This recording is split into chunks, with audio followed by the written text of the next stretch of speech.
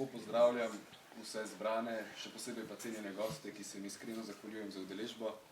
Okroglo mizo bova moderirala Matic Potočnik in jaz, Fabijan Tivadar. Dovolite, da vas najprej predstavim. Najprej bo s svojim predavanjem nastopil Andrej Rupnik, slovenski policist, pravnik, veteran vojne za Slovenijo, strokovnjak za varnostna vprašanja. Bil je direktor Slovenske obveščevalne varnostne agencije od leta 2007 do leta 2010.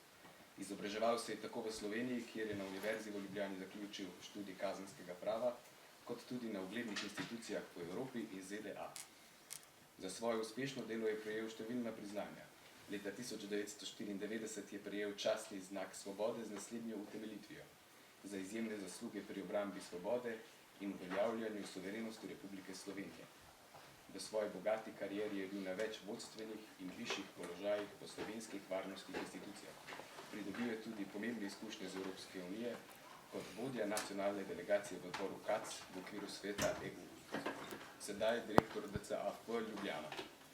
DCAF je mednarodna varnostna organizacija, ki svetuje, nudi raziskave in pomaga partnerskim državam po vsem svetu, predvsem pri izboljšanju njihove varnosti, spoštovanju vladavine prava in uveljavljanju ter ohranjanju človekovih pravic.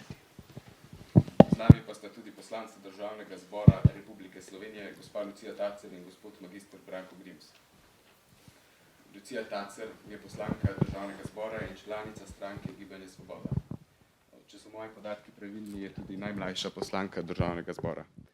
Leta 2018 je na ameriški univerzi Vanderbilt diplomirala iz ekonomije in politologije. Leta 2022 pa pridobila diplomo iz prava na Pravni fakulteti v Ljubljani. Med letoma 2020 in 2021 je bila mladinska delegatka pri OZN, med drugim pa je opravljala prakso v odvetniških pisarnah. Leta 2021 pa je bila predsednica Evropskega društva študentov prava Slovenija s kratico ELSA. Trenutno je poslanka Državnega zbora Republike Slovenije kot članica poslanske skupine Svoboda. Je podpredsednica Državnozborske ustavne komisije, kot članica pa deluje še v odboru za zunanjo politiko, odboru za zadeve Evropske unije in odboru za pravosodje. Je tudi podpredsednica podmladka Gibanje Svoboda mladih. Z nami pa je tudi dolgoletni poslanec Državnega zbora Republike Slovenije in zelo vidni član Slovenske demokratske stranke, gospod magister Branko Grims. Leta 1987 je diplomiral na oddelku za geologijo na Naravoslovni fakulteti Univerze v Ljubljani. Leta 2003 pa magistriral na Fakulteti za družbene vede Univerze v Ljubljani. Kot ustanovni član in poslanec Slovenske demokratske stranke je bil član prve demokratično izvoljene skupščine Republike Slovenije. Od leta 1990 do 1994 je bil član občinskega izvršnega sveta in skupščine mestne občine Kranj.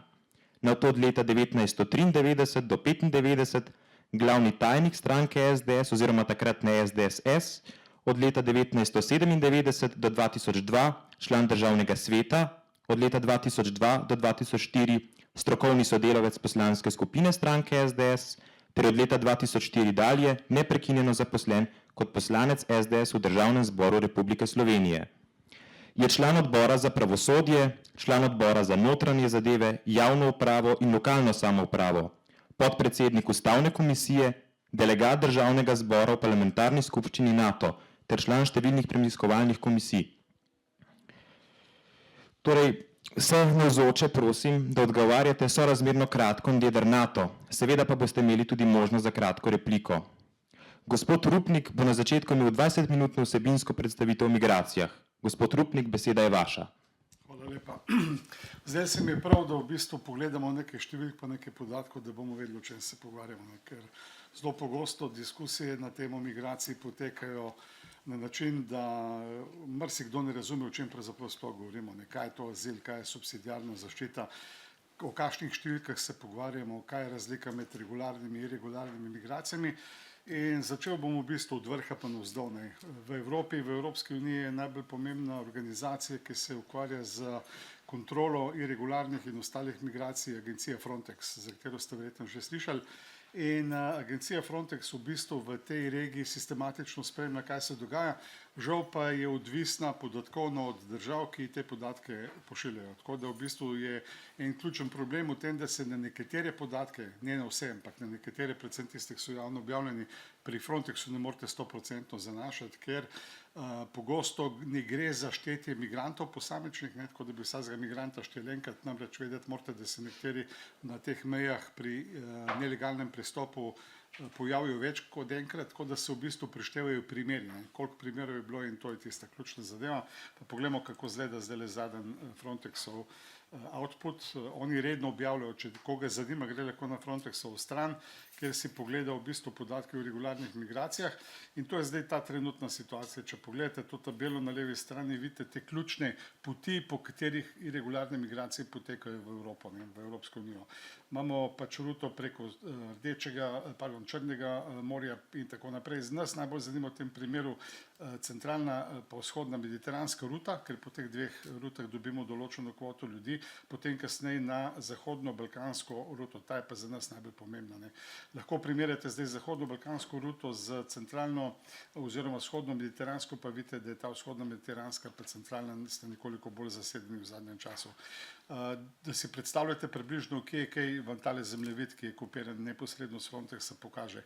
Se pravi, rute od vzhoda proti zahodu in katere so najbolj v bistvu obremenjene.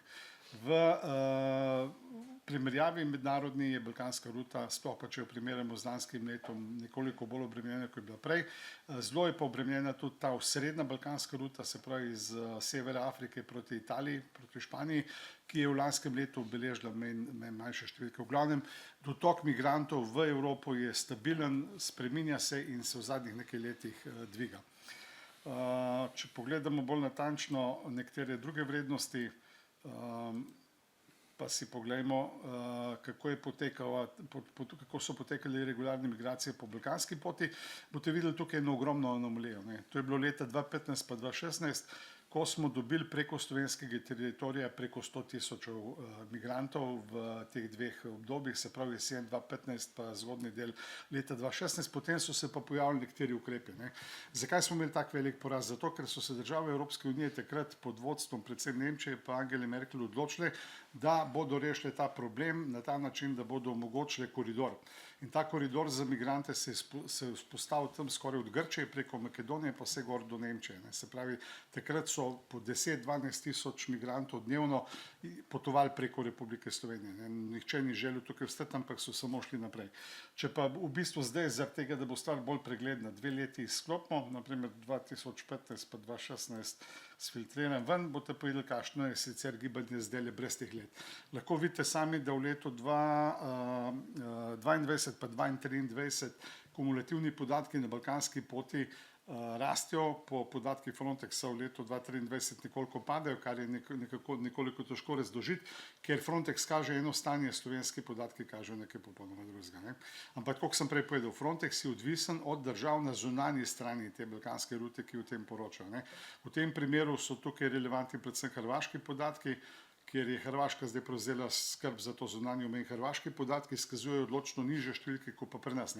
Torej človek se vpraša, kam so pa zginili. Se pravi, kako so se zdaj pri nas pojavili, če jih na Hrvaškem ni bilo. Predvsem takih logičnih vprašanj se postavlja. Če pogledamo glede na mesece, vidite sami, da zimski meseci so nekoliko manj zanimivi, poletje je pa zelo zanimivo. Takrat je v bistvu najlažje potovati po tej ruti, ker se del te rute prehodi peš, del se jo prevozi z vozili, ampak morate vedeti, pretežno se prevažajo z avtomobili in 90% vseh gibanj irregularnih migrantov poteka s pomočjo organiziranih kriminalnih združb. Ne moreš ti priti iz Sirije do Nemčije peš, ker bo za to porabil enormno veliko časa in pač to enostavno na ta način ne gre. Tako da je v bistvu tukaj neka vzajemno sodelovanje med večino skupino migrantov in med seveda irregularnimi sprevajalci. To so v bistvu čisto navadni kriminalci, ki so v teh poteh migrantov našli svojo priložnost in jim pomagajo za določeno vsoto pač prideti na zahod. Mi smo kot organizacija leta 2019 delali eno raziskavo s praktičnimi ukrepi v Bosni in Hercegovini v 4 migrantskih centrih in tam smo ugotovili s presečnimi podatki, da je 90% ljudi, s katerimi so se mi pogovarjali, zbirali smo pač komunalne kriminalistične obveščevalne podatke, povedala, da so šli po tej poti delom ali pa celoti s pomočjo kriminalnih skupin, povedali so tudi, koliko so plačali. In ti zneski so bili od 5.000 do 12.000 evrov, odvisno kaj je bila njihova končna namembna postaja. Kar se tiče ljudi, ki se pojavljajo na tej migrantski poti, v vseh teh letih, odkar Frontex spremlja to situacijo, so prevladovali sirijski državljani. Še danes Frontex beleži največ Sirijcev. Ampak zakaj? Zaradi tega, ker dosti teh ljudi, ki pridejo v postopek s policijo, nima pri sebi dokumentov. Oni jih uničijo, jih odvržejo in potem seveda rečejo, da so Sirijci, čeprav v resnici niso iz Sirije. Pri nas, ko smo delali leta nazaj to filtriranje, se je izkazalo, da je praktično ogromna količina teh ljudi v bistvu se lažno predstavljala, se pravi niso podali svoje prave identitete, niso povedali svojega pravega državljanstva. Zato policija v bistvu že precej let in to pod vodstvom Frontexa izvaja tako imenovane debriefinge z temi migranti, ki jih upravljajo posebej usposobljeni policisti, ki tega migranta ne tretirajo kot kriminalca, ampak kot nekoga, ki lahko potencialno da kakšne kvalitetne podatke.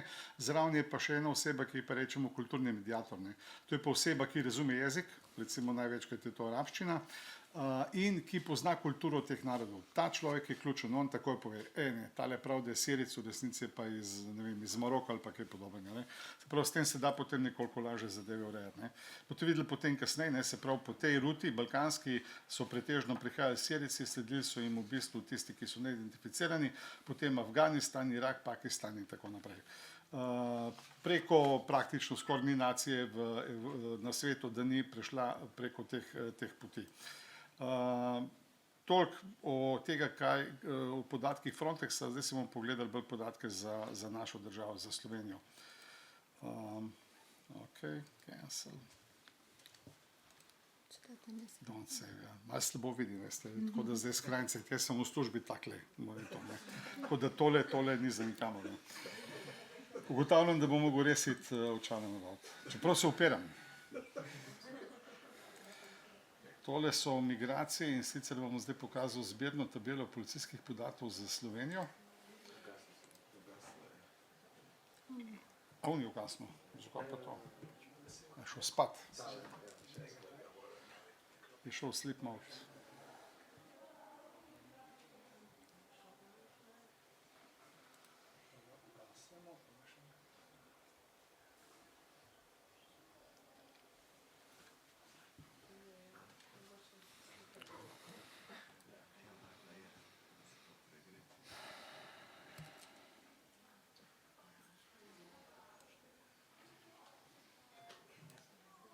Dela?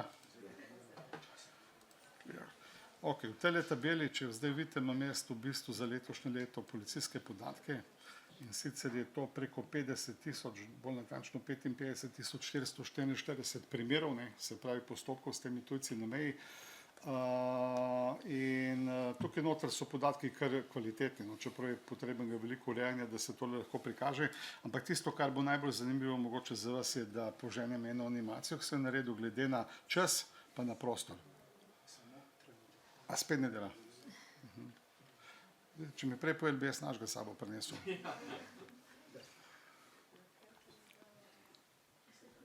Zanimivo. Pri meni je v redu.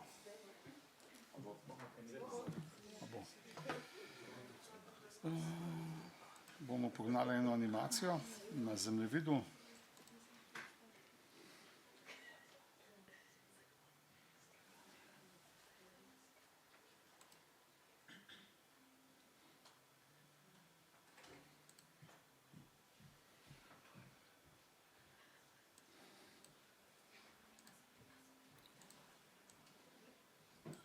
Tukaj zdaj vidite Republiko Slovenijo, pa njene zunanje meje. Upam, da se tole vidi zelo dobro. Bom še tole zaprl, da bomo boljš videli. Mogoče malo popravil perspektivo. In zdaj bom pognal v bistvu vse te primere, ki jih je slovenska policija na meji registrirala od 1.1. pa do zadnjega novembra. Pa zdaj pozorno gledajte tole animacijo.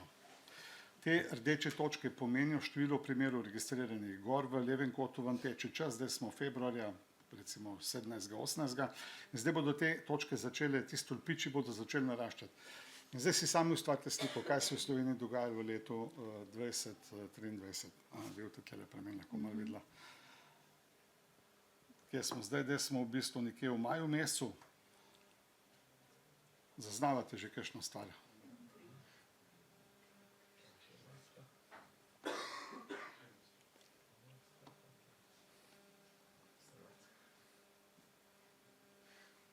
Da smo avgusta. Na enem področju neka vrednost, se pravi vrednost števila primerov ekstremno narašča. Ne?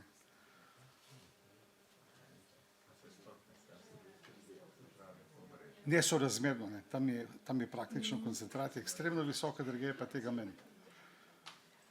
Tako da smo se pa približali na 30.11. Gremo pogledati, a se kdo upa ugibati, oziroma če veste z medijev, kje je tole. Vidva veste. Bravo, gospa ve, oziroma gospodična, verjetno je točno povedala, da je to območje Rigoncev, gledajte, tlele v Rigonce, tole je v bistvu ta sloviti mehen kraj, kjer je železniška proga in po tej železniški progi je prišlo v bistvu daleko največ ljudi in sicer skupno število ljudi, ki so prišli sem preko te točke, je bilo 45.000 od 54.000, koliko jih je tle prišlo noter. Ne? To je zelo nenavadno, neobičajno vidite pri regularnih migracijah, ki regularno pomeni nezakonito, pomeni, da prideš na zeleno mejo ali pa si najdeš nek drug način, da te nekdo prešverca čez mejo ali jo pa sam prekoračaš. Ne. Ko vidite pa tak vzorec, ne, podoben vzorec je bil recimo leta 2014 pa 2015, ko je Evropska unija koridor naredila, so vsi šli čez Obrežje, več ali manj. Zdaj grejo pa vsi čez Rigonce, a se upa kdo ugibati zakaj? Malo pogledajte, kaj je okrog tega kraja. Niti ne, to je flatland več ali manj. Ne, Zagreb je zelo blizu. In to rundo na Hrvati ne more zameriti, ker nismo to Slovenci rekli, da nam oni vozijo tele migrante na to točko, ampak so hrvaški mediji, Jutranji list je bil prvi, ki je poročal o tem, da hrvaška policija sistematično migrante usmeri ali jih pripelje do Zagreba, potem pa prijazno povejo, v katero smer je najbližje prideti v Slovenijo. Zato jih imamo toliko. Tako da v resnici te diskusije slovensko-hrvaške, zdaj, če ste opazili, včeraj so se dobili ministri salzburške pobude, pa so razpravljali o migracijah, ampak nima pojma, kaj so se zmenili, pa če so se v ta pravih stvarih pogovarjali.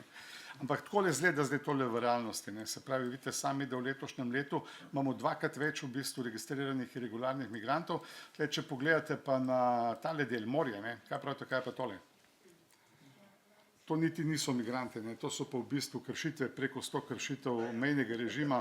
Hrvaški sosedje hodijo ribe loviti na našo stran in jih policija dostikrat niti ne registrira, jih ne legitimira, ker se oni prej obrnejo pa odidejo. V glavnem tudi tega problema še zmeraj nismo rešili, ni pa več tolikšen, kot je bil v preteklosti. Ne. V glavnem, migracije so, če ste prej bili pozorni, pa animacije videli v prvem poletju, so pretežno potekale po najbližji liniji iz Bosne, to je iz Bihača, tam, kjer so zbirni centri, preko Hrvaške in potem v našo zahodni del, jugozahodni del države, ne, se pravi preko Ilirske Bistrice, preko Istre v notranjost. Potem se je pa ponudila boljša opcija, ne, so šli pa na Rigonce. Ne.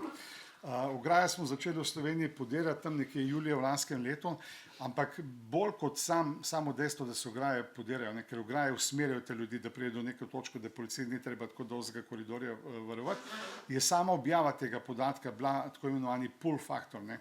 V migracijskih gibanjih imamo tako imenovane pull pa push faktorje. Push pomeni, da nekoga nek dejavnik porine, da gre od doma. Recimo slaba ekonomija, vojna, nevarnost, suša, ni vode pa tako naprej. To je tisto, kar te ljudi požene, da gredo na pot v druge države, ne, obeti boljšega življenja pa tako naprej. Na drugi strani imate pa tako imenovane faktorje, ki jim rečemo pull oziroma pritegovalne dejavnike, ti so pa recimo kvalitetna socialna oskrba.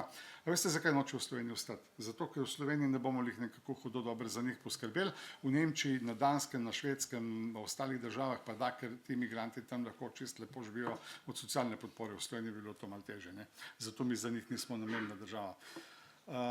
Če gremo pogledati, pa še mogoče, koliko imam še časa, mi kar povete, koliko imam še? Še 15, ne, 10 minut. Dobro. Še 5 minut, v redu, bom poskušal še neke stvari pokazati. Ne, tole lahko po mojem tudi spustimo, ne, vraga ne smemo, po strukturi moramo pogledati. Vse približno, da boste vedeli, kako izgleda tale narodnostna struktura migrantov.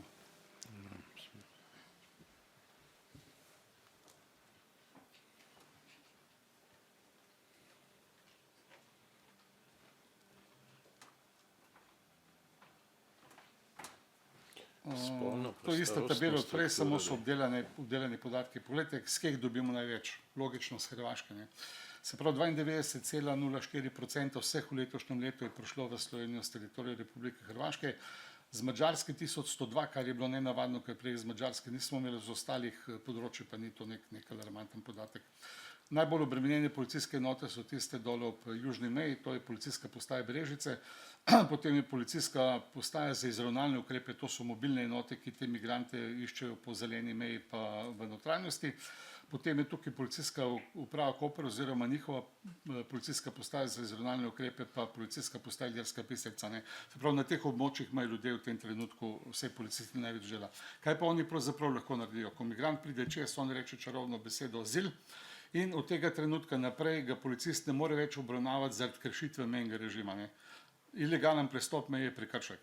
Če si organizator, je pa celo kaznivo dejanje. Ampak ko pa ta oseba reče, jaz bom zaprosil za azil, se ta postopek konča in ga mora policist v bistvu sicer legitimirati, sprašati in ga mora potem odpeljati v ta center za tujce načeloma v Ljubljano, tam na Viču, in s tem policija svoj postopek zaključi. To je problem, bomo potem kasneje debatirali o tem, na kakšen način pa zakaj se lahko zlorablja ta azilni sistem. Glede na čas, lahko vidite, podobno situacijo smo pregledali pri podatkih od Frontexa, prevladuje v bistvu ta poletno-jesenski čas glede na število migrantov. Glede na število migrantov, glede na dan v tednu, jih je največ na sredini tedna, potem podatki oziroma potem ta pristop na meje malenkost upade. Kar se tiče pa časa, je pa v bistvu tako.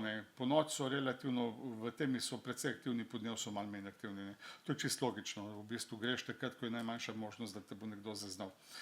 Kar se tiče državljanstva, pri nas prevladujejo Afganistanci, potem sledijo Maročani, Pakistanci in tako naprej. Se pravi, že samo teh Afganistancov je 30%, 14% je Maročanov in tako naprej. Se pravi, imamo pa v bistvu zastopenih kar precejšnje število narodnosti, tako da praktično preko 120 različnih državljanstv se pojavlja na naših mejah kot irregularci.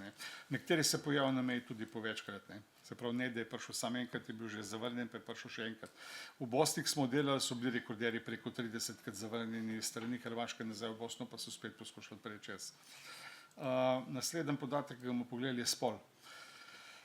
Glede na spol je moških kar precej visok odstotek, se pravi, dobro vidite, 77% je moških, žensk je 14%, pa še to samo pri določenih nacionalnostih, ni pri vseh nacionalnostih enak odstotek.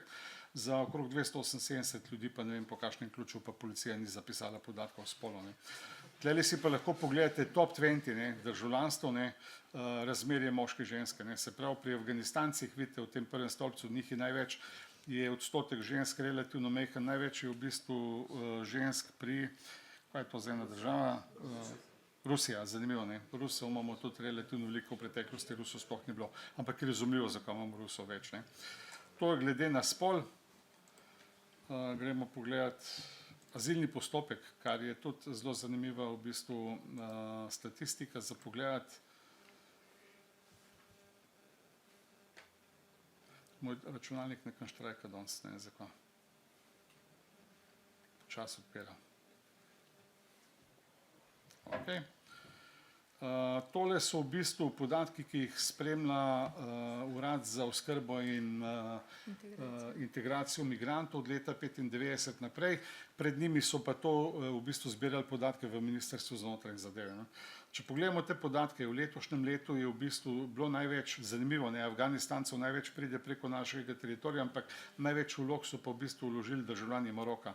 Sledijo Alžirci, potem so pa nizke številke za vse ostale. Se pravi, Afganistan so šele tam nekje na enem mestu, na 6., 5., 6. mestu. Tako da v bistvu vidite, katere državljanstva, mislim, državljani katerih držav so najbolj pogosti vlagalci prošenj za azil.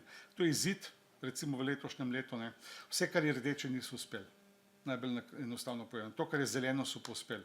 Se pravi, samo 2% vseh, ki sploh zaprosijo za azil in počakajo do konca postopka ali pa že prej gredo naprej, samo 2% jih potem pravno dokaže, da so upravičeni za mednarodno zaščito. Torej, ali za to, da imajo status priznan kot begunci, ali pa pridobijo v bistvu tako imenovano subsidiarno zaščito za drugih razlogov.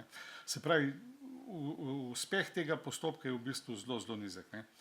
Zloraba azilnega postopka, če zdaj pogledamo, koliko ljudi pride vsako leto v Slovenijo oziroma preko Slovenije na mejo in se izogne policijskemu postopku deportaciji, oni rečejo, da bodo zaprosili za azil in vzamemo to številko kot 100%, v tem primeru je to okrog 50 000, to so podatki do oktobra letos. Ne.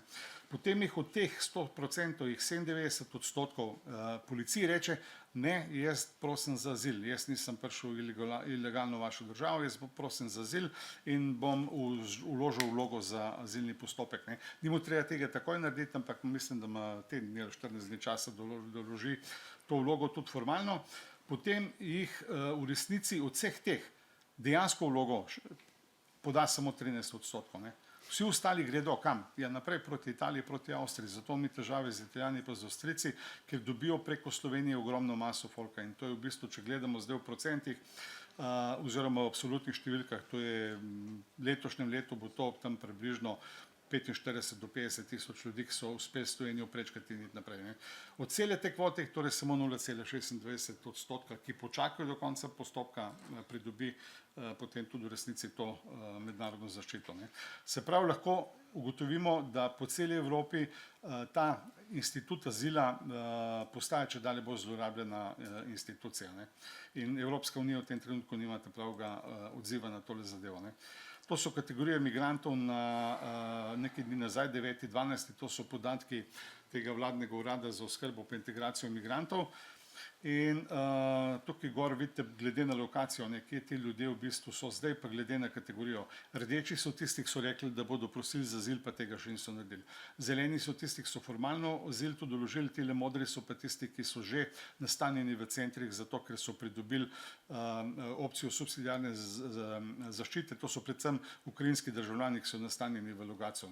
Se pravi, največjih je v Ljubljani, potem sledi v bistvu Logatec. Jaz sem z Logatca doma, pri nas postaja ta kvota migrantov že kar precej velik odstotek primerjalno z lokalnim prebivalstvom. Na srečo zaenkrat ni nekih hudih konfliktov, pa tako naprej, ker je to nekje na obrobju Logatca, tam, ker je bila včasih neka kasarna, ampak preprosto ljudje pač enostavno se ne počutijo več zelo v redu, zato ker dnevno gledajo ob tej lokaciji trume ljudi. Policija jih vozi gor, še preden se tisti avtobus obrne, gre že veliko nazaj dol proti avtobusni postaji pa proti železniški postaji, ker jim nihče ne more pravno preprečiti, da se oni ne bi odpravili naprej proti zahodu. Ne. Tole potem še enkrat so vse te glavne kategorije. Tisti, ki so v bistvu v resnici deležni neke mednarodne zaščite, so samo v tem plavem delu, ne. To je približno 4%, medtem ko večina teh, ki so označeni z rdečo pa zeleno, ne bo počakali do konca postopka, ampak bodo šli naprej. Oskrbijo se, najejo se, organizirajo se in gredo potem naprej proti zahodnim državam. Tako je trenutno stanje pri nas. Je konc, ne? Ok. Hotel sem vam pokazati, pa ne bom kazal grafov, samo povedal bom. Poglejte, migracije so stalnica človeškega razvoja. In večina sodobnih družb, v bistvu imam tam eni posebni statistiki, to posebej prikazan za cel svet, ne, po državah je odvisna od priseljevanja. Slovenija ravno tako, ne.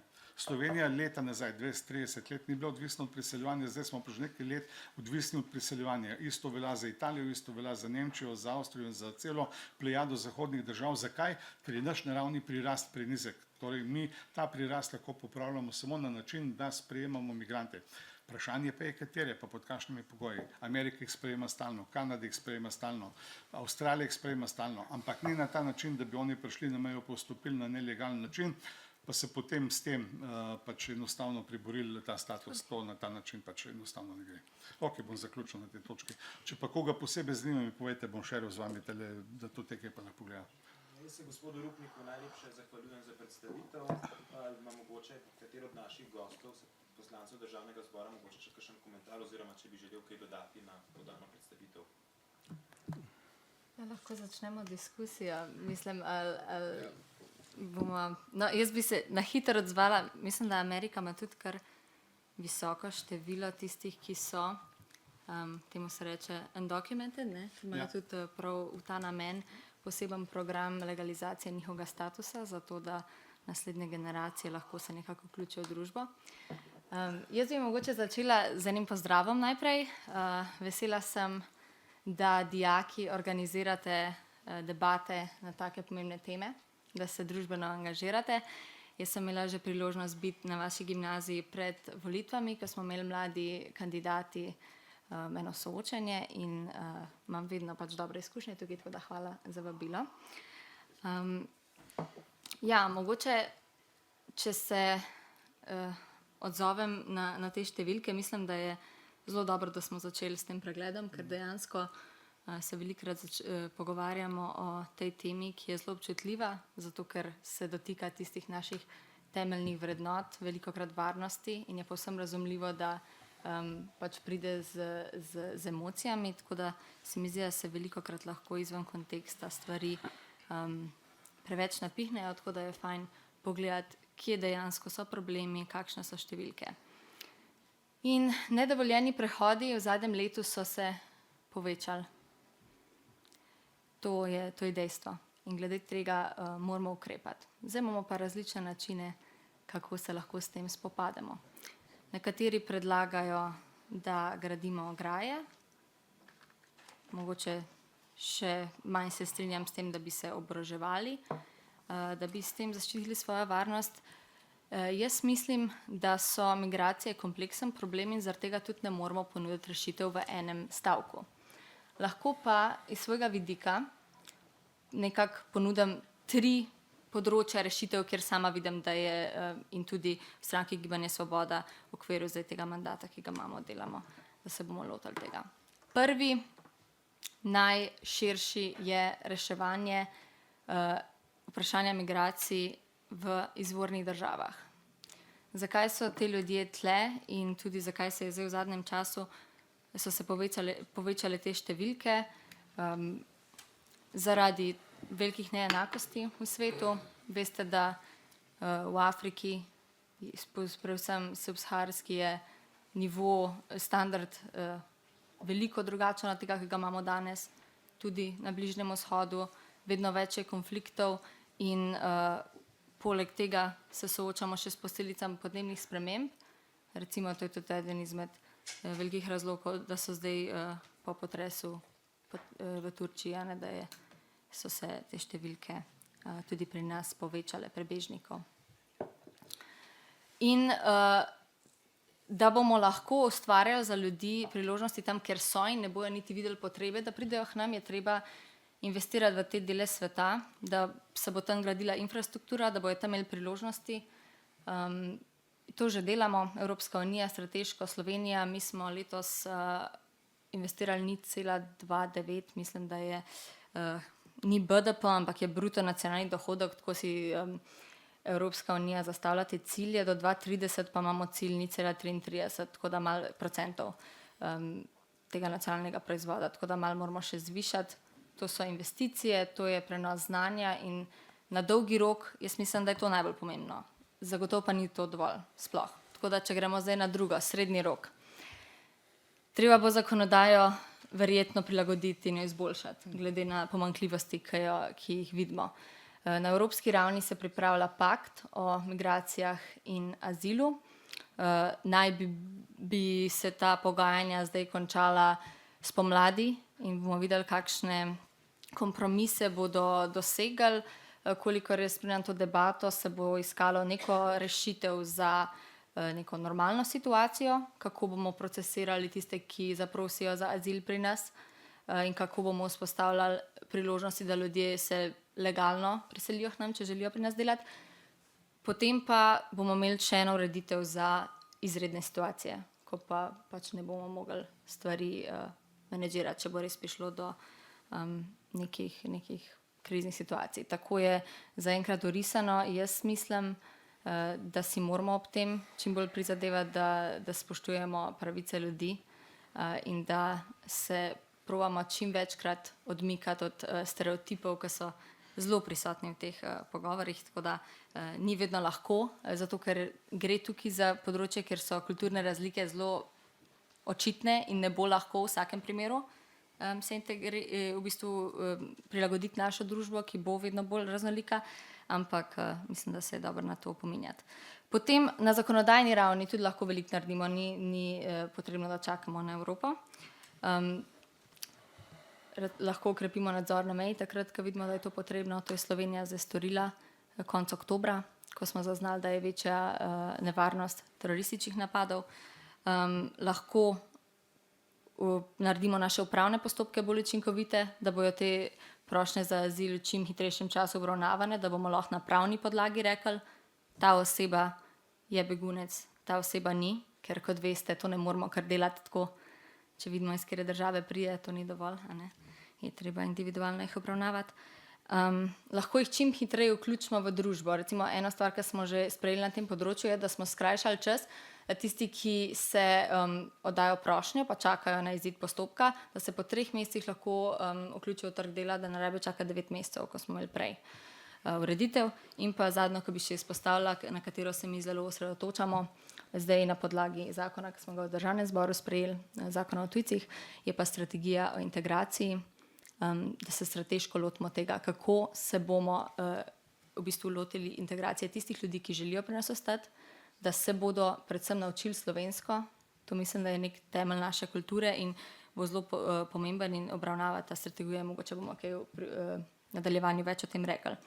Zadnji, kaj sem rekla 3, ne, zdaj to je bil nek srednjeročni, zdaj zadnji bi pa sam še na kratko omenila te čist kratkoročni ukrepi, ki se mi pa tudi zdijo zelo pomembni, ker varnost je neka temeljna dobrina in nikakor ne zanikamo tega, da se ob nekem večjem neki menjavi populacije, da veliko novih ljudi prihajajo v državo, da se nekateri ljudje počutijo ogroženi. To je čisto normalno in zato moramo kot oblast narediti čim več ukrepov, da se lahko ljudje počutijo najbolj varni. En izmed teh je že javna razsvetljava. To smo ugotovili, da je zelo pomanjkljivo. Recimo v okolici azilnega doma in tudi pri Rigoncah smo opažali, da je to težava. To je že en faktor, ki zelo pomaga. Potem, da je infrastruktura urejena, a ne, da se čim bolj te prišleke nekako opozarja na kulturo in način življenja, ki ga mi imamo, in potem tudi, da se tam, kjer je treba, pač okrepi recimo pobiranje smeti, da so ljudje čim manj, kako se reče, v bistvu, da čim manj vpliva na njihov vsak dan. To so že prakse, ki so si jih občine poslužile tudi v pomoči z državo. Tako da to so je par teh sistemskih rešitev in to je nek način, ki mislim, da bo imel rezultate in ne bo pač samo problema pometal pod preprogo. Torej, Bog daj na Škofijski gimnaziji vsem zbranim. Hvala, ker se vas je tako veliko zbralo.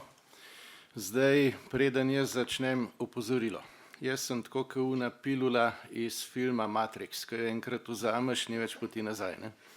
Zdajle smo slišali, jaz govorim brez vseh lepotnih olajšav, da se razumemo, ampak zapomnite si, tako ko govorim, je res. Zdajle smo slišali uradno evropsko stališče, ideološko stališče, zdaj bomo slišali, ko je v resnici. In resnica je preprosta. S tem problemom se ne bi nikoli smeli srečati. Če bi, seveda ne bilo leta 68. Leta 68 se je temu rekla revolucija. Takrat so ljudje izgubili Boga, vero v to, kaj je dobro, in takrat je padla rodnost. Od takrat se cela Evropa in celoten zahodni svet sooča s težavo, o kateri danes govorimo. Če bi bila normalna rodnost, to je vsaj 2:1 na narod, potem te težave nikoli ne bi bilo, ker ne bi bilo tega prostora. Govoriti o tem, da je edina rešitev migracije, seveda ne bi bil rad nespoštljiv, ampak izraz neumnosti je preblag za tisto, kar imam zdaj na jeziku, ne. Problem je, da mi rabimo drugačno politiko. Mi rabimo politiko, ki bo zagotovila varnost, ki bo naklonjena družini, ki bo naklonjena otrokom, ki bo naklonjena materinstvu, očetovstvu, brez ideologije, tako kot piše v Ustavi Republike Slovenije. Bil sem zraven, smo jo sprejemali, vem s kakšnim namenom je bilo, kjero besedilo not vključeno in to, kar je naredilo Ustavno sodišče iz tega, ti starš 1 pa starš 2, je največji škandal v zgodovini samostojne Slovenije na pravnem področju. To, da se razume. To je čista zloraba prava, ker ti ne moreš enega tolmačenja narediti v nasprotju z namenom, kot je bilo pravno besedilo sprejeto. To, da se razumemo. Je pa to odraz politike, ki je v popolnem nasprotju s tem, kar jaz zdaj govorim. In zdaj smo pač na točki, na kateri smo. Mešajo se različni pojmi, ne. Prvič, Popolna razlika je med masovnimi pa posamičnimi legalnimi migracijami. Ne. Normalno se dva spoznata, en par, fan, dekle, se spoznata, poročita, en se preseli drugemu, naredita družino, to so normalne migracije. Te dejansko bogatijo družbo in to se zmeraj uporablja kot floskula, ja, migracije bogatijo. Ja, seveda. Če pa pride do masovnih migracij, v zgodovini so bile samo en rezultat masovnih migracij, vedno isti.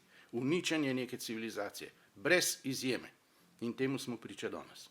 Naklepno se ruši civilizacija, utemeljena na krščanstvu, režejo se korenine, zato gorijo cerkve po Evropi, zato se dogaja vse, kar se. Vsak ne moš odpreti poročil, da ne bi bilo ne vem kako en župnik nekoga zlorabil, ne, pa ne vem kakšne kozlarije. Skratka, dela se ideološko propagando, ki pelje v smeri dobesedno uničenja naroda in uničenja države. Temu se reče kulturni marksizem. Ne? In leto 1968 je bilo v resnici največja zmaga kulturnega marksizma v zgodovini. Danes je vse to, o čemer govorimo, kot sem začel, nekaj, o čemer ne bi smeli nikoli govoriti. Ker zdaj pa prosim, zapomnite si, kaj bom rekel. Vse, kar je v zvezi z ilegalnimi imigracijami, je kriminal. Pa nič drugega. Ne. To pustimo lepšave, pa kako jih bomo usmerjali, pa ne vem kaj, pa bla bla bla. Ne. To, ilegalne so, jih je treba preprečevati. Če smo v pravni državi, če se spoštuje ustava, če se spoštuje zakon. Tukaj ni nesporazuma, da nekdo pač v državi, ki ima 20 000 predpisov, se vsakmu lahko zgodi, da nekoga ne poznaš. Ampak tisti, ki to masovno zlorabljajo, točno vedo, da kršijo zakon. Naklepna zloraba zakona je pa kaznivo dejanje. To ni več prekršek. In napeljevanje k temu je tudi kaznivo dejanje. Zdaj smo pa pri tem. Poslušajte, kdo vse je tukaj kriminalc.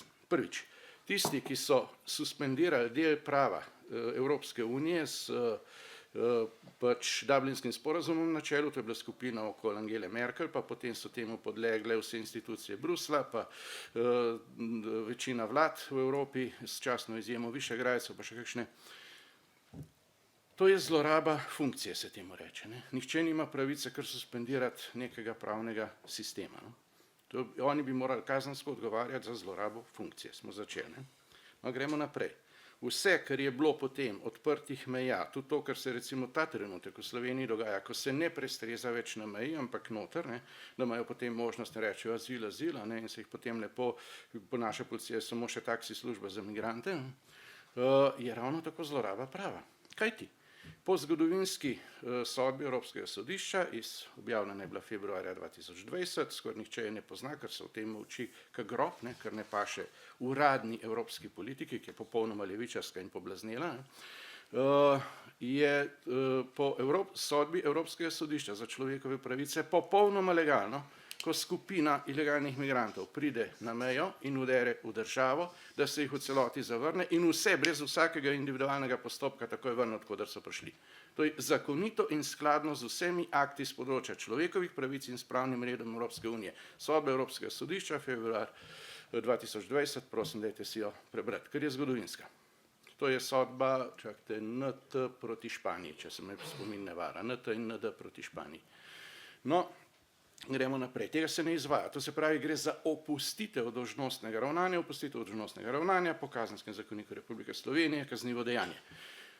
Vlada plačuje masovno pač tele nevladnike, ne, utemeljene seveda na LGTB plus in multikulti ideologiji, ki potem hodijo dol inštruirati ilegalne migrante, jih spodbujati, pridite v Slovenijo, fajno, ne, jim dajo navodila, kje priti čez mejo, kako ravnati, kako maksimalno zlorabiti, ker gre samo za masovno zlorabo prava, ne, pravo Republike Slovenije in kako iti potem naprej. Ne.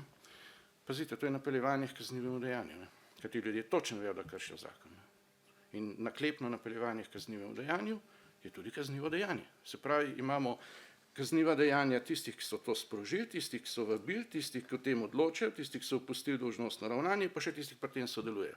Temu se reče, da smo soočeni v resnici z državno sponzorirano obliko organiziranega kriminala. Ne. Dobro jutro v realnosti. Ne. To je pa realnost, če spustimo tiste velike besede, ko ga je s tem. Ne. Zdaj, treba bi bilo narediti dvoje. Ne. Mene zelo veseli danes, po 10 letih, ne, jaz sem bil prvi na televiziji, ne, če se spomnite, leta 2014 sem rekel, ja, prihajajo ubogi begunci. Kakšni begunci? Tle ni beguncev, so samo ilegalni migranti in nihče drug. In to je masovna zloraba azilne zakonodaje in sociale, pa nič drugega. Ne. Kako bojo oni delovna sila, veste, to naj verjame, kdor hoče. No, to je približno tako, da tisti, ki prihajajo, so ubogi begunci, ne. Ki izgubijo, gled čudo, ne, vsi so za boj sposobni in boj sposobljeni moški, ne, skratka, takih je velikanska večina, še bolj, kot te številke kažejo. In vsi pravijo, ja, zgubili smo familijo, zgubili smo vse dokumente, ampak novega iPhona pa nikoli ne zgubijo, pa denarja tudi ne, a ni to zanimivega. No, kdor to verjame, najbrž verjame tudi, da so krokodili vegetarijanci, pa da sloni letijo, ne. Skratka, gre za masovno zlorabo prava, azilne zakonodaje in zanimivo, to ni moja ugotovitev več, ne, jaz sem samo vesel, da danes marsikdo tako govori, kot jaz govorim 10 let, sem, kje ste bili 10 let, ljudje božji. Policija je imela v poročilih do zadnje menjave ministra, ne, v vsakem poročilu o ilegalcih, ki so bili zaloteni pri vdoru čez mejo, mimogrede niso zaloteni vsi, ne. Po italijanskih ocenah jih gre celo 2-krat več čez, ne, da sploh zaloteni niso, ne, tako da v resnici je ta priliv bistveno večji, kot kažejo tele številke, je pa tudi ta zelo zgovoren, ne. No, ampak tisto, kar te številke zelo jasno povedo, je, ne, da je to zloraba azilne zakonodaje. In to je pisalo v teh uradnih poročilih policije, ki so bili objavljeni na spletni strani, če greste pogledat, ne, spletna stran nelegalne, ali kako se reče, nezakonite migracije, mislim, da se imenuje na policiji in tam imate lepo mesečni izpisek, koliko jih pride, za leta nazaj lahko naredite in boste dobili srhljivo številko. V času tele vlade Roberta Goloba, to je od 1.6.22 do današnjega dne, je v Slovenijo po uradnih podatkih, pomnožite to še z 2 ali pa 3, ne, ilegalno vdrlo 82.000 ilegalnih migrantov. Veste, kakšna množica to? To je za Cele pa Kranj skupaj, ne, to toliko je novih, ne. Večina jih je šla naprej, ampak to je zelo slaba tolažba. Veste zakaj? Zato, ker ko so oni rekli azil, so bili tukaj prvič v resnici uvedeni v sistem. Hrvatje točno to delajo, kar je gospod Rupnik povedal, ne, oni v resnici lepo. Če se da jih ustavijo, če jih pa enkrat imajo, da se jih ne morejo, pa lepo na našem mestu. To je bilo že v prvem valu, pa še danes je isto. Ne. Oni pač branijo sebe in tle je ta problem z Evropo. Ne. Vsi pravijo, na koncu se bo Evropa zmenila. Nič se ne bo zmenila, zato ker so tako različne politične in druge interesi, da se lahko vsak zares zanaša samo sam nase. In rečeno je bilo prej strani moje kolegice, ne, da ne obstaja en stavek, v katerem bi bila rešitev. Zelo enostaven je. Zakon je treba spoštovati. Če bi se spoštovalo mednarodno pravo, z Dublinskim sporazumom na čelu, če bi se spoštovalo zakonodajo držav članic Evropske unije, če bi se spoštovalo celotno evropsko pravo, se nič od tega, kar se je zgodilo, nikoli ne bi smelo zgoditi. Nič. Ne bi bilo ničesar, da ne bom dolgovez, ne posilstev, ne okužb, ne vem česar. Vse, kar tole prinaša s sabo, ne, slabih posledic za narod. In zdaj, kaj se dogaja? Namesto, da bi Evropa investirala v to, da bi ustvarjala družinam prijazno okolje, da bi spodbujala, da bi pač avtohtoni evropski narodi, ki so edino bogastvo, ki ga v Evropi resnici imamo, ne, imeli več lastnih otrok, jemlje vsem in obdavčuje do nezavest ljudi, ne, zato, da plačuje za ilegalne migrante. In govoriti o tem, da je to bodoča delovna sila, oprostite, a vam povem par številk. Od tistega prvega vala, 1,5 milijona, ki ga je povabila Angela Merkel, mimogrede to seveda niso nobeni ubogi begunci, ampak gre za organizirano, dobro plačano invazijo na Evropo, pa zapomnite si ta stavek, ne, ki ga poganja denar in samo denar, pa politični interesi, pa čisto nič drugega, ne. In od zadej, a to veste, da med unimi prvimi, ki so prihajali, da jih je bilo par zalotenih, ki so jih slučajno malo pregledali na meji, so imeli tudi po 300.000 evrov gotovine pri sebi, ne. Tle so pa bogi ljudje zbirali, bomo pomagali ubogim beguncem, ki so bili napumpani od medijev, ne. Me zanima, kjer od teh je mu 300.000 evrov doma, ki je dejal za boge begunce, ne. Zdaj, kdo v resnici to plačuje? Jaz ne verjamem v tisto, kako vsak zase plača, ne. Dajte no mir. Po podatkih, ki so preverljivi in jih imajo tajne službe, kolikor jih hoče, pa mimogrede, tako sem prej govoril, nevladniki imajo tudi policisti, pa tajne službe, so uradni zapisniki, sem jih mu jaz celo zbirko, pa jih ima še kaj. Je finta v tem, ne, da to poganja denar tako imenovanih globalistov, ne. Kdo so to vsi, od tamle Arabcev dol, ki v tem vidijo džihad, ne, prva stopnja džihada, se imenuje hidžra in v recimo veliki mošeji Egipta temu rečejo velika evropska hidžra, tam ne govorijo o beguncih, ne. Ker kaj je hidžra? Hidžra je priseljevanje za boj sposobnih in usposobljenih moških na ozemlje, ki si ga želi islam podrediti. Ne? In potem oni še pridejo in rečejo, zdaj vam bomo pa mimo šejo na naše stroške zgradili. Izvolite denar iz Katarja, ki mi grede še med Arabci na glasu kot najbolj teroristična država, če ne veste tega. Ne? Vsaj njihova medresa je taka. In vam zgradimo mošejo. Veste, kaj pa keče? Treba brati Koran. Ne? Koranu pa piše, da tam, kjer stoji mošeja, pa džamija, kakor jih reče kdo, ne? Tam je islam gospodar, pa nihče več drug ne. In pri islamu morate vedeti, da sta politika in pa vera eno in isto. In pri njih so praviloma eni in isti voditelji. Imam ni samo verski voditelj, ki si ljudje predstavljajo, on je tudi politični voditelj. Ne. Tako da tukaj lahko še veliko stvari povem, ampak mislim, da sem že kolege živčne naredil, pa bom rajši.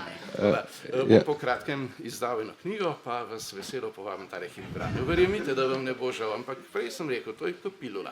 Ko enkrat to prebereš, pa boste šele videli, kako se v resnici Evropa in še kdo iz ljudi norca dela. Ker to je v resnici delanje norca iz ljudi. Pa čisto.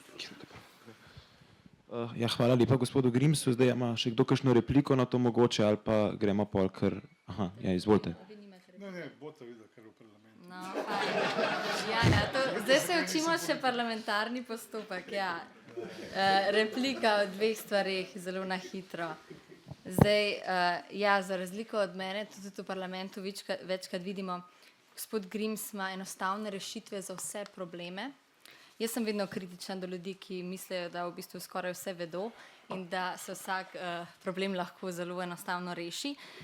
In ja, če bi se spoštovala zakonodaja, kot je rekel, potem ne more eden človek, pa tudi če je poslanec, reči, da vsi, ki pridejo na mejo irregularno, da niso begunci. Ker pač te pristojnosti nima. Ne? To pristojnost imajo naši uradniki najprej v upravnem postopku, potem pa sodniki. Tako da, ja, ne more to kar en poslanec razglasiti, kdo je begunec, pa kdo ni. Glede te sodbe pa sem vesela, da je omenil gospod Grims, ker je dejansko zanimivo. Evropsko sodišče za človekove pravice je izdalo to odločbo, s katero je dejansko svojo prvotno rešitev spremenilo.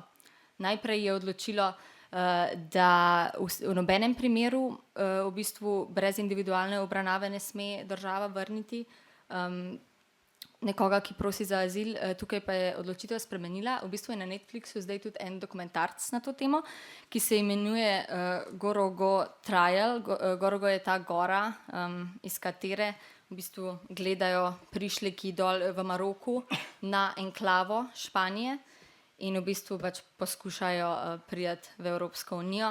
Jaz pa ne bi rekla kar tako vse povprek, da ta odločitev pomeni, da zdaj po evropskem pravu je v redu, da mi kar odvračamo ljudi, brez da jim nudimo postopek. V tem primeru je šlo za argumentacijo sodišča, ker so rekli, da sta imeli te dve osebi druge legalne možnosti, dve, da zaprosita za azil in tako pač, da pridobita, da gresta na veleposlaništvo in da na mejnem prehodu prosita, ampak da sta se pa odločila krivdno skočiti na ograjo. To je bila situacija, to so bile tiste, mogoče ste videli kakšne slike, ker so migranti v bistvu sedeli na ograji in pač v tem primeru so oni pretehtali, da ker je šlo za neke vrste, po njihovi oceni, nasilno akcijo, da so te ljudje ravnali krivdno in jih je zato bilo treba vrniti.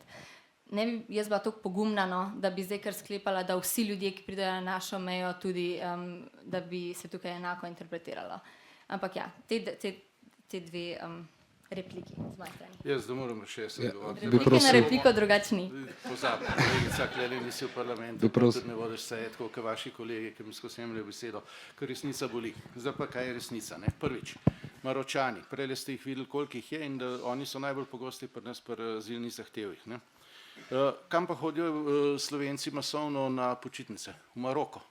To je prvi argument za to, ki dokazuje, da je to čista zloraba, pa čisto nič drugega. Drugo, kar je treba vedeti, prej sem že poudaril, pravo uči, da je treba tolmačiti vsak akt tako, kot je bil namen ob sprejemanju tega akta, ne pa to obrniti na glavo, to je nedopustno. Ne? No in kaj je pravzaprav temelj azilnega prava? Ne? To je tista slaven akt OZN iz leta 50, ki je bil pravzaprav pod vplivom druge svetovne vojne sprejet. Ampak zdaj, kaj tem noter resnici sledi? Da si ti begunec, če rešuješ svoje življenje, osebno integriteto ali svojih bližnjih, s katerimi živiš v skupnosti, ne v družine, po domače povedano, v isti državi ali v prvi sosednji državi, kjer si na varnem. Ker je bilo tukaj nekaj dilem, se je iz tega razvil koncept prve varne države. To se pravi, begunec si ali v delu svoje države, kjer si na varnem, ali v prvi sosednji varni državi. Če greš pa naprej, je pa to tvoja svobodna volja, samo nisi več begunec, ampak si migrant. In če to narediš nezakonito, si ilegalni migrant. To je edino pravno korektno tolmačenje, kdorkoli trdi kaj drugega je lažnic. Da bom pa to javno rekel. Ne? Da je pa naslednja stvar. Ne?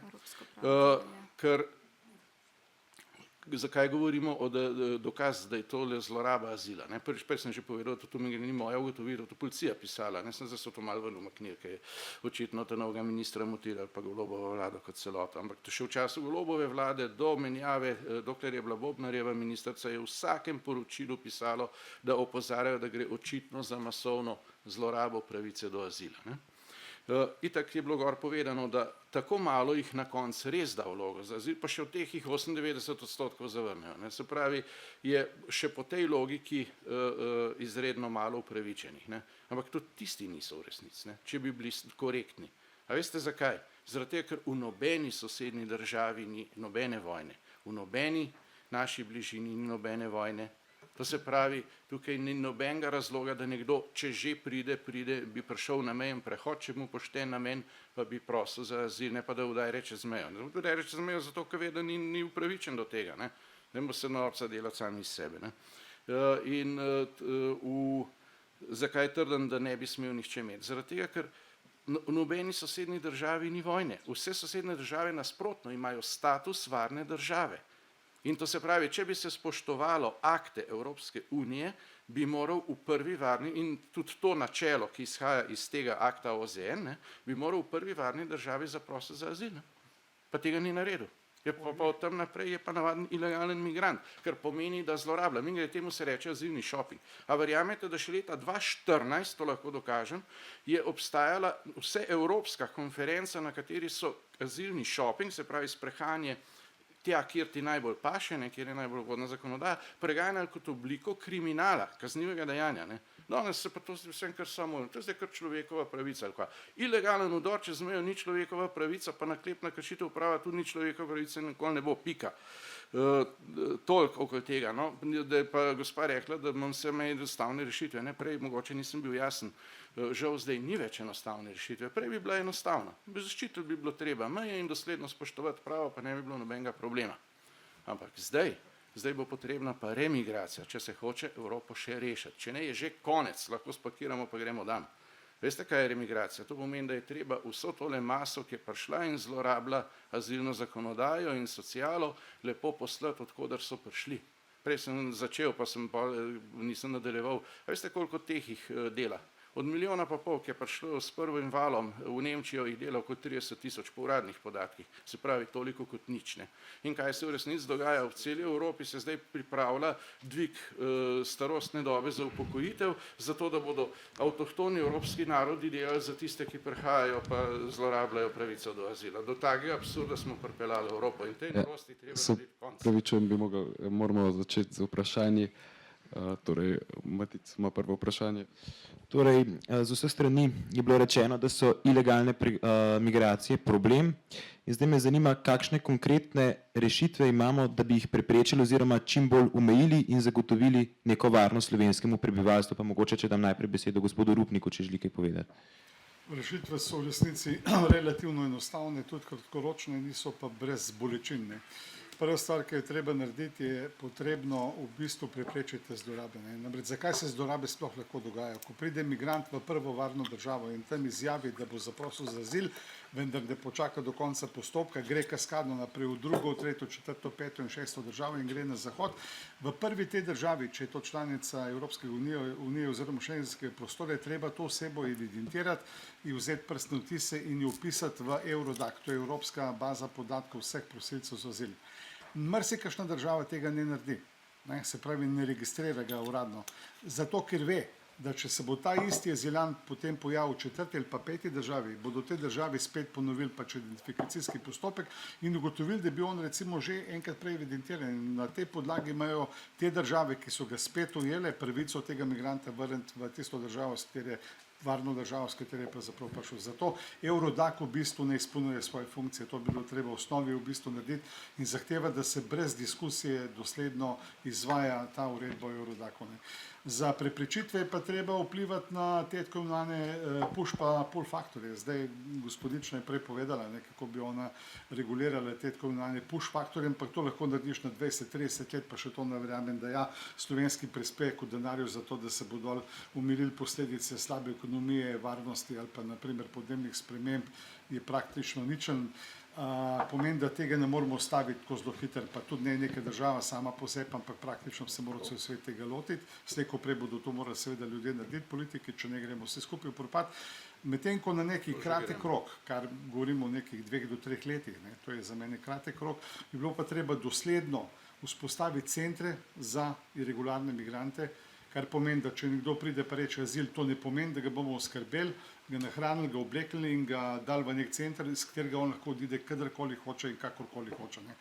Vendar bi bilo treba ta detention center v bistvu vezati na zahtevo, da mora tam počakati do konca postopka.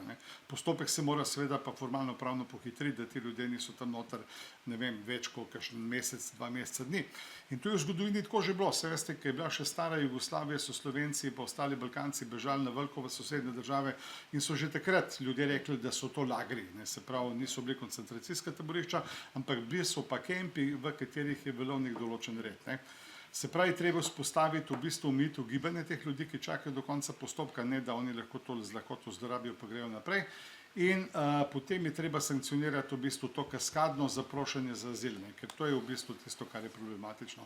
Kar enostavno pomeni, sam tega ne more, Slovenija bi težko to sama naredila, ampak na ravni Evropske unije bi se pa to dalo narediti s temi spremembami v okviru migracijskega pakta, da je potrebno človeka, ki to zlorablja in se to dokaže, da zlorablja, mu to pravico potem omejiti. Zato, ker je več kot očitno izkorišča za svojo dobrobit. Kar se tiče v bistvu tega, kdo so ti ljudje, leta 2015 v tistem jesenskem obdobju so prevladovali begunci iz Sirije. To so bile družine, otroci in tako naprej. Potem so pa ugotovili, da gre za eno zelo krasno priložnost, so se pa tej masi najprej Sirijcev pridružile še enormne velike količine drugih ljudi, ki so videli, da je v bistvu Evropska unija vzpostavila koridor in je bilo potem v koridorju potem toliko lažje hoditi naprej. Se pravi, so neke rešitve, ampak niso pa čisto enostavne, pa nekateri jih pač podpirajo, nekateri jih ne, ampak na neki točki se bo treba dogovoriti. Kar se pa tiče tega nekontroliranega priseljevanja, ima pa stvar lahko zelo hude posledice dolgoročno. Če gledate države, ki so imeli včasih v bistvu svoje kolonije v Afriki pa tako naprej, Francija, Belgija, tudi Nizozemska pa tako naprej. Pri njih so nekatera področja, mestna področja v Belgiji ali pa v Parizu, kamor Francozi ali pa Belgijci več ne morejo, zato ker je to okupirano, tam ni varno priti v ta področja. Bil sem na teh področjih, vem, kako tam izgleda. V Düsseldorfu, recimo v Nemčiji, Nemci niso več prevladujoča nacionalnost, ampak je več kot polovica tujcev, vseh možnih nacionalnosti, ne samo migrantov, z nekaterimi krasno skupaj živijo, recimo ljudje, ki so prihajali iz Slovenije, pa z Hrvaške, pa z Balkana, so se v Nemčiji relativno dobro integrirali, nekateri se pač niso. V glavnem ne moramo reči, da je to v redu, pa da je super, pa zato, ker gre pač enostavno za postopek tako imenovane tihe okupacije, tako kot je prej gospod Grims malenkost nakazal. Masa mladih moških sposobnih za bojevanje prihaja na nek teritorij, nočejo se integrirati, to je glavni problem. Ni problem za tiste, ki se želijo integrirati, se naučijo jezika, sprejmejo kulturo, sobivajo, s takimi ni nikoli problem. Imate pa maso teh ljudi, za kar so dokazi pač ta velika mesta po Evropi, ki se pa ne želi integrirati, hoče vzpostaviti svojo enklavo, hoče živeti v svojem getu. da pustimo seveda potem ob strani, da je vsaka medalja ima dve strani. Tudi te države, ki so v bistvu te ljudi spustili noter, nimajo jih neke zelo pametne politike, kako s tem delati. Ne. Namreč ljudje, ki so v teh getih, ne, so drugorazredni glede na primarno prebivalstvo in to nujno vodi v konflikte, v terorizem, tako imenovani homegrown terorizem in tako naprej. Še eno stvar bi mogoče spomnil. Leta 2015-2016, predvsem 2016, so s kolegom delali eno mednarodno webinar, kjer smo obdelali migracije pa terorizem. Ne. Takrat so naj obdolžili, da se politizirava humanitaren problem, ne. Vendar mi dva nismo govorili na pamet. Oba imamo krepko preko 30, skoro 40 let izkušenj z varnostnega področja, veva, poznava obveščevalno sfero, poznava marsikaj.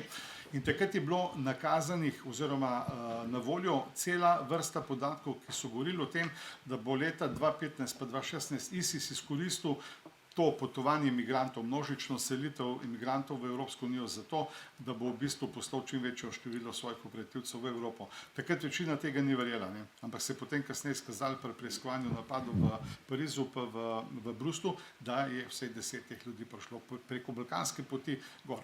Naše izkušnje, tam smo delali operativno dol po tem teritoriju, so to tudi pokazali. Ne. Mi smo dobri, mi ne delamo tako, da ste prišli dol pa delali naprimer cel mesec, ampak je podobno, gremo v par dni.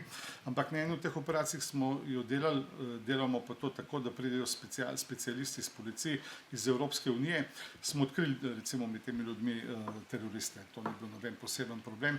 Ni šlo za neko masovno odkrivanje, ampak se najde vmes med temi ljudmi tudi teroriste. Hvala. Če ima kdo še... Tri stvari. Pa na kratko bi.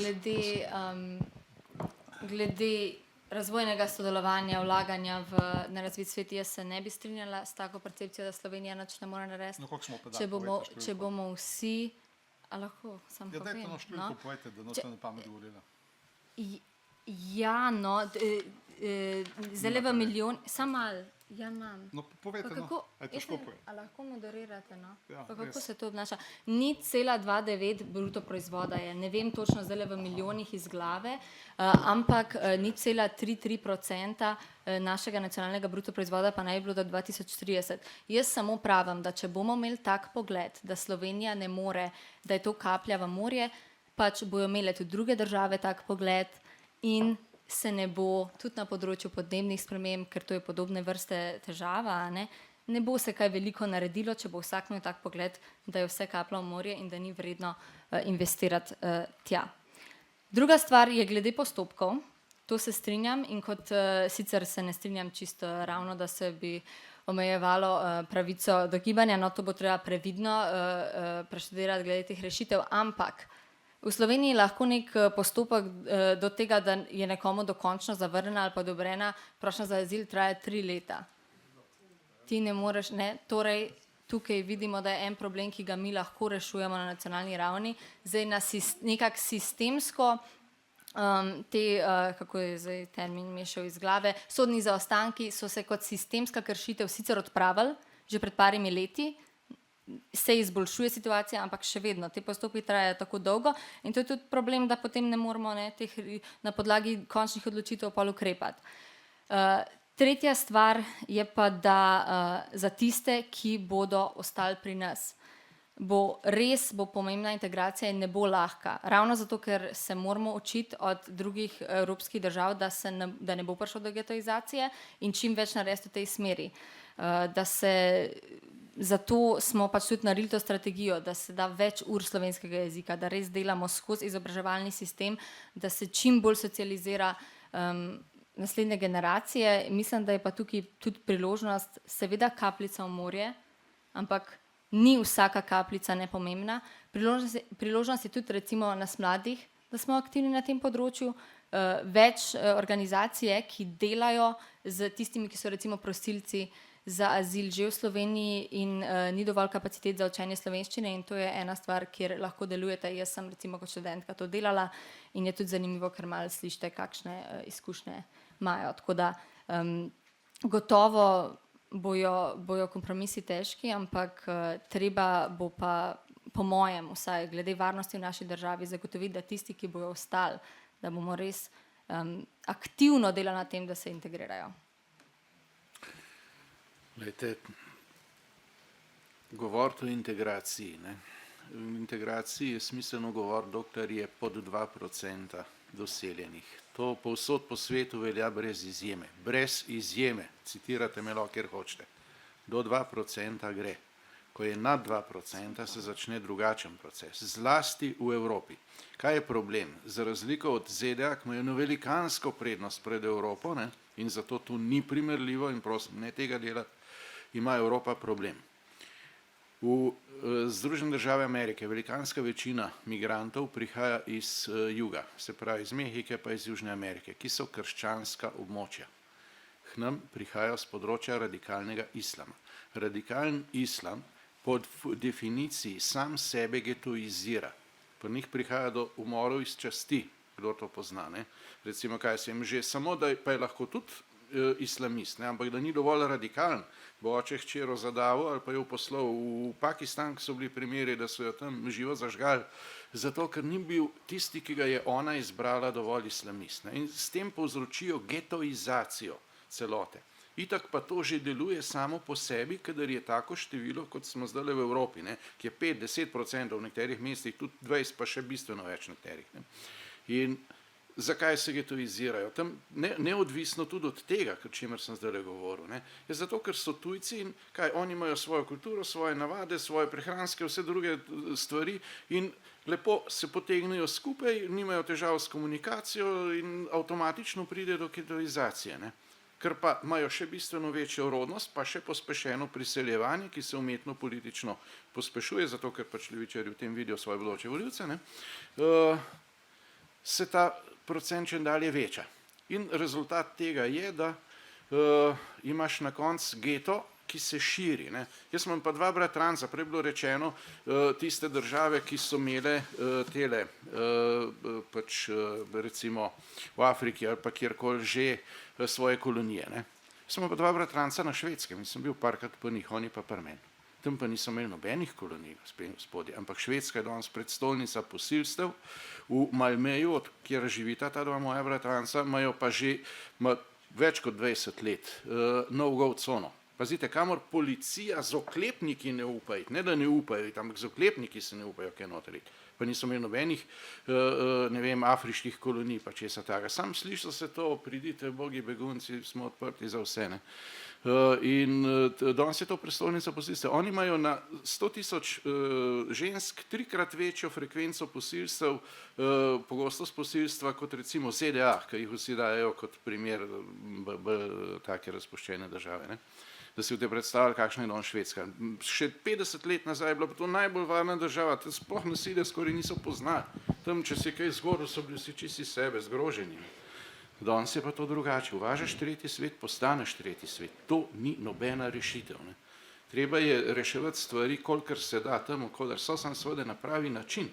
To, da mi šibamo, tako kot zdaj dela Golobova vlada, dodatno pomoč v Gazi, to ničemur ne služi, ne. Ker tam obvladuje vse Hamas. Zdaj ga bojo zmleli, pa bomo te kasirali po balkanski poti. Pa še problem bo, ker Italijani mislijo še v Albaniji delati center za ilegalne migrante, pa vse kaj selt, ne. In kaj, vsakmu, ki bo slabo kazali, bo flop ruzak na rame, pod noge, pa bo balkanski poti. Mi smo pa na vrh balkanske poti in verjemte, da bojo Italijani zelo hitro, močno še zaostrili, že zdaj to stopnjujejo, ne, na meji in mi bomo postali žep. In potem bodo lepo v Evropi ta del kar malo izolirali, pa bojo rekli, vi se sami zmenite, pa bojo sam vprašanje, na kateri strani meje boš. Ne. Zato pravim, da se ne da zanašati na nikogar. Ne. In torej, dol pošiljati pomoč, kaj to pomeni, da končaš, v bistvu podpiraš tiste, ki ti želijo zlo. Do tega pride. Od tega navadni ljudje, ki tam živijo, nimajo nič. Morate vedeti, da tisti, ki so res investirali, tudi recimo in izraelski primer poznam, še celo osebno poznam tega gospoda, by the way, po nekem naključju, ki je ogromen investiral v Gazi, so mu hčero ubili. Hamasovci zdaj, ki je bil ta pokol, ne. Brez milosti. Zakaj? Zato, ker njim ni cilj mir, ker oni s tem služijo. Tudi to je zaslužek, razumete? In zaradi tega na ta način ne prideš nikamor. Bi prosil, ker smo ravno pregovorili prej o integraciji novo priseljenih oziroma migrantov, pa me zanima, kako bi na novo priseljene ljudi zaposlili v slovenskih podjetjih, če je to in državnih inštitucijah, če je to mogoče in verjetno se bodo morali naučiti tudi slovensko, kaj bi lahko tudi vlada storila, če se nekateri ne bi hoteli zaposliti, Pa me tudi zanima, kakšna je izobrazbena struktura ljudi, ki prihajajo k nam v Evropo in morda kakšne izkušnje s tem imajo v drugih državah, pa bi na kratko vsakega prosil, če bi odgovoril, lahko najprej Rupnik, morda gospod Rupnik začne z... Prav, mi imamo zaenkrat srečo, da večina noče ostati pri nas. Kar se tiče izobrazbe, tega podatka nimam. Mislim, da to po zakonu bi moral spremljati urad za oskrbo pa integracijo migrantov, ki praktično v zadnjih letih zelo slabo predstavlja te podatke javnosti. Zakaj, ne vem. Jaz bom enega dne verjetno napisal nek zahtevek za dostop do informacij javnega značaja, ker me to zanima, res me zanima, kakšna je ta struktura, bolj natančno, tako da vidiš, kakšni so potenciali, ne. Potem je pa, tako kot je rekla prej kolegica, ne, v bistvu smiselno imeti, nesmiselno, celo nujno imeti eno kvalitetno migracijsko politiko, ne, kjer ti delaš več stvari. Prvo, kako boš preprečil, da tvoji ljudje ne gredo stran, ker mi imamo tudi ta problem, da slovenski višje pa visoko izobraženi ljudje, medicinske sestre pa tako naprej odhajajo v tujino, kako njih zadržati in potem, katere profile pa kakšne ljudi mi smo pripravljeni sprejemati pod katerimi pogoji, ne. In vse take politike stanejo določeno kvoto denarja, brez tega denarja tega ne moreš narediti, ne. Vi ste prej omenili, da imamo premalo ljudi za učenje jezika, ne, ker to je ena ključnih stvari, ne. Kulturo že pogruntajo, ampak jezika se je treba naučiti, da ti sploh lahko normalno delaš. Zdaj, če samo lopato teraš po nekih jarkih, to ni tak problem, če delaš pa kaj bolj zahtevnega, pa moraš razumeti sodelavce, kaj hoče od tebe in kaj boš pravzaprav delal, ne. Se pravi, na neki točki bomo do tega prišli, ampak problem, veste, ni toliko v tem, da se strategije pišejo. Strategija je paper, ne. Se pravi, to je lahko napisati. Akcijski načrti so bolj pomembni, tega pa mislim, da pri nas še nimamo. In prej sem omenil, če se spomnite, da v Sloveniji je problem, da imamo premalo narodnega prirastka, ne. Se pravi, mi smo odvisni ekonomsko od tega, da bomo morali migrante pritegniti, ne. Zdaj, kako jih pritegniti? Ja, to je pa tisto, kar moramo pač opisati v akcijske načrte. Nekatere kategorije ljudi, starostno, narodnostno, kulturološko, po kompetencah, po izobrazbi, po profilih, so tisti, ki bi jih mi radi pritegnili v Slovenijo za to, da se bodo tukaj integrirali. Zdaj pa, če pa integracijo zanemariš, ne, to se je zgodilo Francozom pa Belgicam, ne, potem se ustvari geto, tako kot je rekel gospod Grims, in ti ljudje živijo potem znotraj neke druge države kot v svoji državi, ne. Slej ko prej mlade generacije, tam drugi, tretji rod pogruntajo, da so tretjerazredni državljani, da nimajo enakih pravic kot avtohtono prebivalstvo in to generira potem konflikt po vseh možnih linijah. Versko, kulturološko, sociološko in socialno, ne, in to so potem lahko zelo hude posledice. Integracija, ne glede na to, kje dobimo ljudi, mora biti. Pri nas v Sloveniji, nisem prej teh statistik uspel pokazati, največ ljudi, ki prihajajo v Slovenijo še zmeraj, ne, pa tukaj ostanejo, so ljudje z nekdanjih jugoslovanskih držav, največ je Bosancev iz Bosne in Hercegovine, takoj za njimi so pa že skoraj Albanci, ne, iz Kosova, ki so nek zelo poseben problem, ki se ga bo Slovenija morala lotiti, ne. Težko se integrirajo, ne želijo se integrirati, problematični so po več možnih kriterijih. Ekonomsko so sicer v redu, imate dosti kvalitetnega kadra, ki znajo zidati, peči kruh pa tako naprej, ampak problem je pa ta integracija pri njih, ne. V glavnem niso enostavne zadeve. Po eni strani smo od tega odvisni, po drugi strani pa ne bi, ne. Bi pa ne bi, nekaj bo treba pa narediti, ne. Ja, glede zaposlovanja, pravijo, da takrat, ko se tisti, ki so recimo prosilci za azil, preselijo na Kotnikovo, to je ena izpostava azilnega doma, kjer se nastanijo ponavadi tisti, ki imajo dlje pri nas ostanejo, da kar čakajo delodajalci tam. Tak interes je. Mi imamo trenutno zgodovinsko najnižjo brezposelnost in veliko povpraševanje je po delu, to sem pač po delavcih, to je nam pač so povedali iz tega urada za migracije, kjer je zelo velik interes delodajalcev, tudi če še ne znajo slovensko za tista fizična dela, ki jih lahko opravljajo, seveda pol je pa treba znati slovensko. Jaz bi tukaj dodala še poleg jezika, ki je zelo pomemben in se tudi v tisti integracijski strategiji omenja v bistvu na vseh področjih, da dodelamo te svoje načine učenja slovenščine, ker mi trenutno damo v isti razred nekoga, ki pride iz Afganistana, pa nekoga, ki pride iz Bosne. In pol se učita slovensko naenkrat, ne, in lahko si predstavljamo, kakšni rezultati so. Ampak poleg tega pa še, mislim, da je tudi gospod Rupnik že omenil, kulturna mediacija bo zelo ključna pri teh migrantih, ki prihajajo iz okolij, ki so nam bolj drugačna. Ker že čist neke osnovne stvari, to je tudi direktorica urada nam pojasnevala, ko smo z odborom šli tja,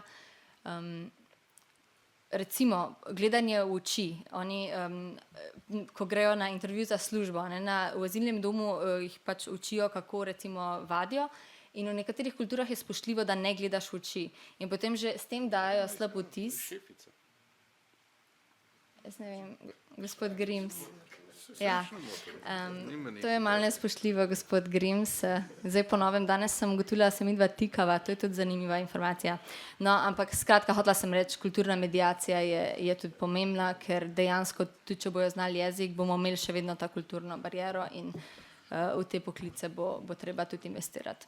Niso še strukturno dodelani, kot sem se jaz pogovarjala z eno gospo, ki dela to kulturno mediacijo ravno pri albanski skupnosti, kjer je posebej pri ženski populaciji težje jih integrirati. Ne? Ja, zdaj, če se malo pošalim, ne, tole sem kolegici pokazal, da boste vsi videli. To je dr. Marina Lukšič-Kacin, Inštitut za slovensko izseljenstvo in migracije. Vsi migranti so visoko izobraženi. Ne? Se pravi, kot smo slišali, 10 let smo to poslušali, k nam prihajajo jedrski inženirji, vesoljski inženirji pa kirurgi. Ne? Ok, zdaj pa šale konc. Ne? V resnici 99% teh, ki prihajajo v Evropo, ni združljivi s trgom delovne sile v Evropi. Ker imajo popolnoma neustrezno izobrazbo, delovne navade, da se ljubi Bog usmili, ne? Ker je to pač pri njih ni vrednota, ne? Pri njih v radikalnem islamu dela ženska. Ne? Ženska je zadev. Moški je pa za vodenje in za boj, pa za uživanje. Ne? To imajo lepo razdeljeno. Ne? In pa ženska je seveda še za rojevanje otrok. Ne? To je vse, kar je pri njih. In to spraviti na evropski trg delovne sile, to je bil problem, s katerim se je v 1,5 milijonski množici soočilo eno veliko nemško podjetje z avtomobilske industrije. So iskali 10, pazite, med 1,5 milijonom takih, ki bi bili pripravljeni delati v Nemčiji. S težavo so jih nabrali njih 30, poslali so jih na plačan tečaj za jezik, pa za usposobitev, niti enega ni končal in na koncu ni delal nihče. Ne? Toliko o tem, kako so to vir delovne sile. Seveda tisti, ki pridejo z takih z nami združljivih kultur, ne? In so pripravljeni delati, brez težav dobijo vsi delo. V Sloveniji je še potrebe po delovni sili, problem je, da je delo preveč obdavčeno, ne? Ker vsi dobro tudi vemo, zakaj. In zaradi tega potem grejo rajš naprej, ker pač tam za isto delo dobi izplačano več, celo v primeru, kadar so formalno plače nižje, ne? Ampak dejansko v žep dobi pa več. Ne? To je problem delovnega trga v Sloveniji. Ne? Tisto, kar je pa prihaja dol iz Afrike, pa iz mnogih držav Bližnjega vzhoda, to pa na našem trgu delovne sile preprosto ni. Tudi če bi se hotel zaposliti, ga praktično nimaš kaj zaposliti. In tukaj zaradi tega se na koncu konča vse tako, kot sem povedal, ne? Da so vsi na sociali in potem veselo plačujejo to avtohtoni narodi. Ne? Ja, hvala lepa. Zdaj bi pa še gospod Tacerjeva vprašal, torej, kako bi vlada reagirala, če bodo naše sosednje države začele s strožjim varovanjem svojih meja in nam začele vračati migrante? Koliko migrantov po vašem mnenju lahko Slovenija sprejme in ali pomenijo morda novo delovno silo ali povečanje varnostnega tveganja? Najprej vlada bo delala v okviru prava. Morda tega tudi kdaj nismo bili navajeni, ampak mogla bo obravnavati tiste, če nam bodo po trenutni dublinski zakonodaji vrneni, je pač to naša dolžnost, da jih obravnavamo. Seveda se bojo azilni postopki odvili, upajmo, da bojo še pospešeni in če ne bojo izpolnjevali prošnje v bistvu kriterijev za azil, vemo, kakšna je pravna posledica za to. Ne? Potem pač so vrneni v državo izvora in če želijo kdaj priti, bojo mogli najti legalno pot. To je čist pravni odgovor. Zdaj, dva dodatna se še, zdaj točno številko, koliko ljudi lahko sprejmemo, ne bi navajala, se pa seveda lahko vsi strinjamo, da je integracija lažja, če postopno sprejemamo manjšo količino ljudi in da moramo vzeti te migracijske tokove v svoje roke. To je tudi Ursula von der Leyen rekla in Slovenija ima tudi te načrte. Do zdaj nismo ravno strateško izvajali svoje vizumske politike, ampak bi verjetno bilo to smiselno za tiste panoge, kjer imamo deficitarnost, da identificiramo tudi tisti, kje bi morda lahko najlažje integrirali ljudi, a ne, in tudi tam določene vizumske postopke olajšali. Kaj pa še zadnja bila? Če se... Torej, ali lahko pomenijo novo delovno silo, torej koliko jih lahko sprejme, je bilo nekako povezano, koliko približno jih potrebujemo. Migranti so ljudje, ne, včasih malo pozabimo, to so ljudje, ki moramo pa zdaj ugotoviti, ali izpolnjujejo tiste pogoje, za katere smo se mi odločili, da jih bomo zaščitili, če ne, bomo ravnali na način, ki je tudi predviden, da jih vrnemo v državo izvora, če pa izpolnjujejo te pogoje, jim bomo dali priložnost za vključitev v družbo, da se naučijo jezika. Zdaj, jaz ne vem, če je produktivno, da vnaprej sklepamo, da se ne bojo želeli integrirati ali pa da ne bojo začeli delati. A ne? Imamo pa, kot veste, tudi kazen izgon tujca iz države, če pride do te mere, a ne, v bistvu ogrožanja družbe. Ampak načeloma jaz mislim, da je produktivno za vse, če nekdo izpolnjuje pogoje, da ga sprejmemo kot begunca, da damo priložnost tem ljudem in jih poskušamo vključiti v družbo. Če jih dobimo nazaj, so številke jasne, da štle ni nobenega cirkusa pa čaranja. Ne. Vemo, kakšna je kapaciteta centra na Viču, njihove izpostave na Kotnikovi, pa izpostave v Logatcu. Krepko okrog 700 maksimalno pa že spijo po tleh na Viču. Ne. Občasno so pa te lokacije zasedene z okrog 1500 ljudmi. Ne. Se pravi v vsakem času, ampak to je ko avtobusna postaja, nobeden ni več kot dan, dva, potem grejo naprej, da pa če dobite kumulativno to številke nazaj, Slovenija nima kaj nastaniti. Plen pa simpel jih nimamo kam dati. Iz vidika nastanjevanja, no. Ja, to z vidika nisem, nastanjevanja, se pa iščejo, se to je tudi javno, dodatne kapacitete. S tem do Logatcu, lejte, takrat sem bil zraven, bil sem tudi nekaj malega aktivno v logaški tej lokalni politiki, ne. Posredno je bilo dogovorjeno, da bo v Logatcu v tem centru, ne, to je nekdanja vojašnica, ki je bila včasih narejena, je bila v bistvu predelana v havarijski center, kar pomeni, če se kaj v Sloveniji zgodi povoden, potres pa kaj podobnega, se lahko gor začasno nastani toliko pa toliko ljudi za nek določen čas. Ne. In to se je zdaj prelevilo v migrantski center. Del tega centra je zelo lepo urejen, kjer lahko v bistvu dejansko družine živijo in so na začetku Sirice, zdaj so tam Ukrajinci, ostalo je pa tako kot v vsaki kasarni, pač velike sobe z velik posteljem in pa tako naprej, po kapošivih in v Logatcu so takrat zagotavljali politiki, da več kot 50 do maksimalno 80 ljudi iz občutljivih, torej renljivih skupin jih ne bo. Zdaj imamo pa tam 500 ali pa celo več v bistvu migrantov in jaz veste, tlek se je speljem, to je blizu mene, 400 metrov zračne linije od mene, vsak dan se je speljem takole v mene po 6 iz službe, jaz pridem z avtoceste dol, običajno srečam tisti v avtobusu, da je te prevozniške firme, ki migrante pripelje v Logatec, ampak že pred njim pa gre cela kolona, 3, 4, 5 in šivajo lepo dolnem Logatcu proti avtobusni postaji ali pa proti železniški postaji, ker jih policija nima pravico, v bistvu nima pravne osnove, da bi jih še enkrat aretirala pa pelala nekam nazaj, čeprav včasno jih pa nič vse skupaj ne pomaga. Mi jih v bistvu s nekih Logatcev nastanujemo in celo še bolj pomagamo, bliže jih pripeljamo do zahodne meje, ker oni hočejo tja iti naprej proti Italiji. Če dovoliš, prej je bilo rečeno, če se bodo začeli vračati, se že vračajo, to vam garantiram, pa pustimo zdaj tisto, kaj vlada govori, ne. Tudi iz Nemčije jih je že kar nekaj prišlo nazaj in pri nas imamo eno neverjetno logiko, ne, da se pusti, da ljudje, ki so tukaj, očitno zlorabili sistem, da so že napovedali vlogo za azil, pa so pa odšli naprej, se vrnejo pa to še enkrat naredijo in ni nobenega problema, ne, pa nas lahko kar multiplicirano to. Ne. In zakaj? Zato, ker rečejo, ja, veste, v Nemčiji so se stvari spremenile, a ne, ni več tako fajn za nas, kakor je bilo tam prej. Ne. In dejansko je, kaj se v resnici zdaj v Evropi dogaja. Ne? Zato se zdaj tudi o tem pogovarjamo, zato je splošna debata. Zaradi tega, ker se bližajo evropske volitve, ne? In ljudje po celi Evropi so pobesneli, ne? Zaradi tega, ker se dogaja.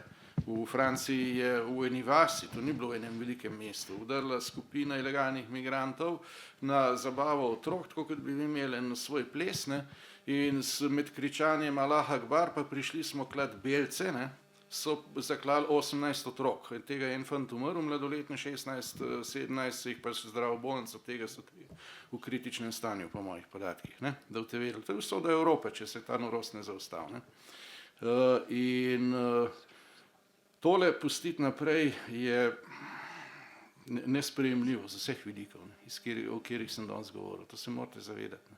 To je, če se ta norost ne samo ne zaustavi, danes ni dosti, če vojsko pošlješ na mejo, pa zablokiraš mejo do Amena, ampak je treba še začeti vračati, remigracija je potrebna. In spremeniti je treba politike. Evropa je zmeraj bila civilizacijsko jedro zahodne civilizacije. Mi smo bili vir in na krščanstvu utemeljene vrednote izročila so vrednote evropske in zahodne civilizacije. In to je treba obnoviti. Če se to naredi, potem je rešitev na dlani. Če tega ni, je konec Evrope. Jaz se zahvaljujem gospodu Grimsu za tale komentar, zdaj pa, ker se že obližamo koncu, bi pa pozval publiko, če ima še kakšno vprašanje, da pač nekaj, izvolite.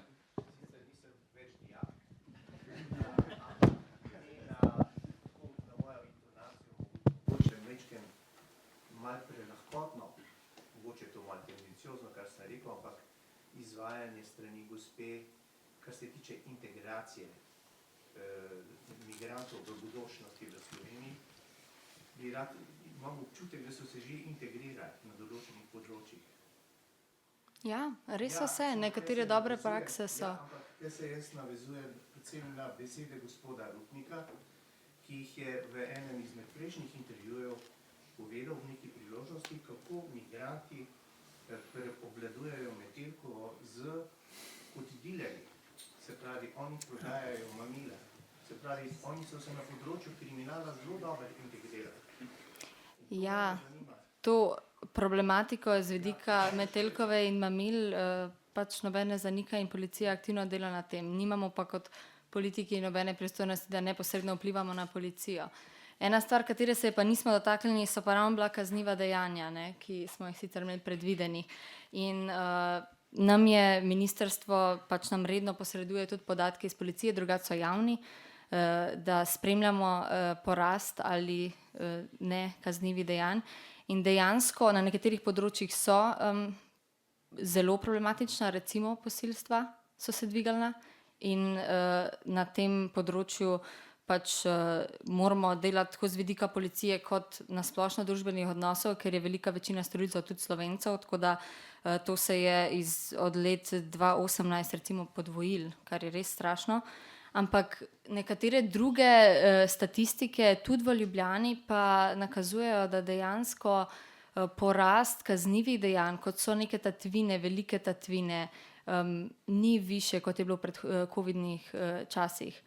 Tako da iz tega vidika mislim, da je treba malo umiriti konje, da se ne strašimo po nepotrebnem. Seveda moramo biti previdni o tem, ker je treba, policija mora opraviti svoje delo. Po mojih informacijah minister je ozaveščen prav tej situacije na Metelkovi, ki je problem in se ravno z mrežo, ki se je spletla v povezavi z azilnim domom, pač policija dela na tem. Tukaj morate delati primerjavo znotraj populacije. Med Slovenci, kolikšen delež te populacije je kriminogen, in znotraj migrantske populacije, kolikšen delež je kriminogen.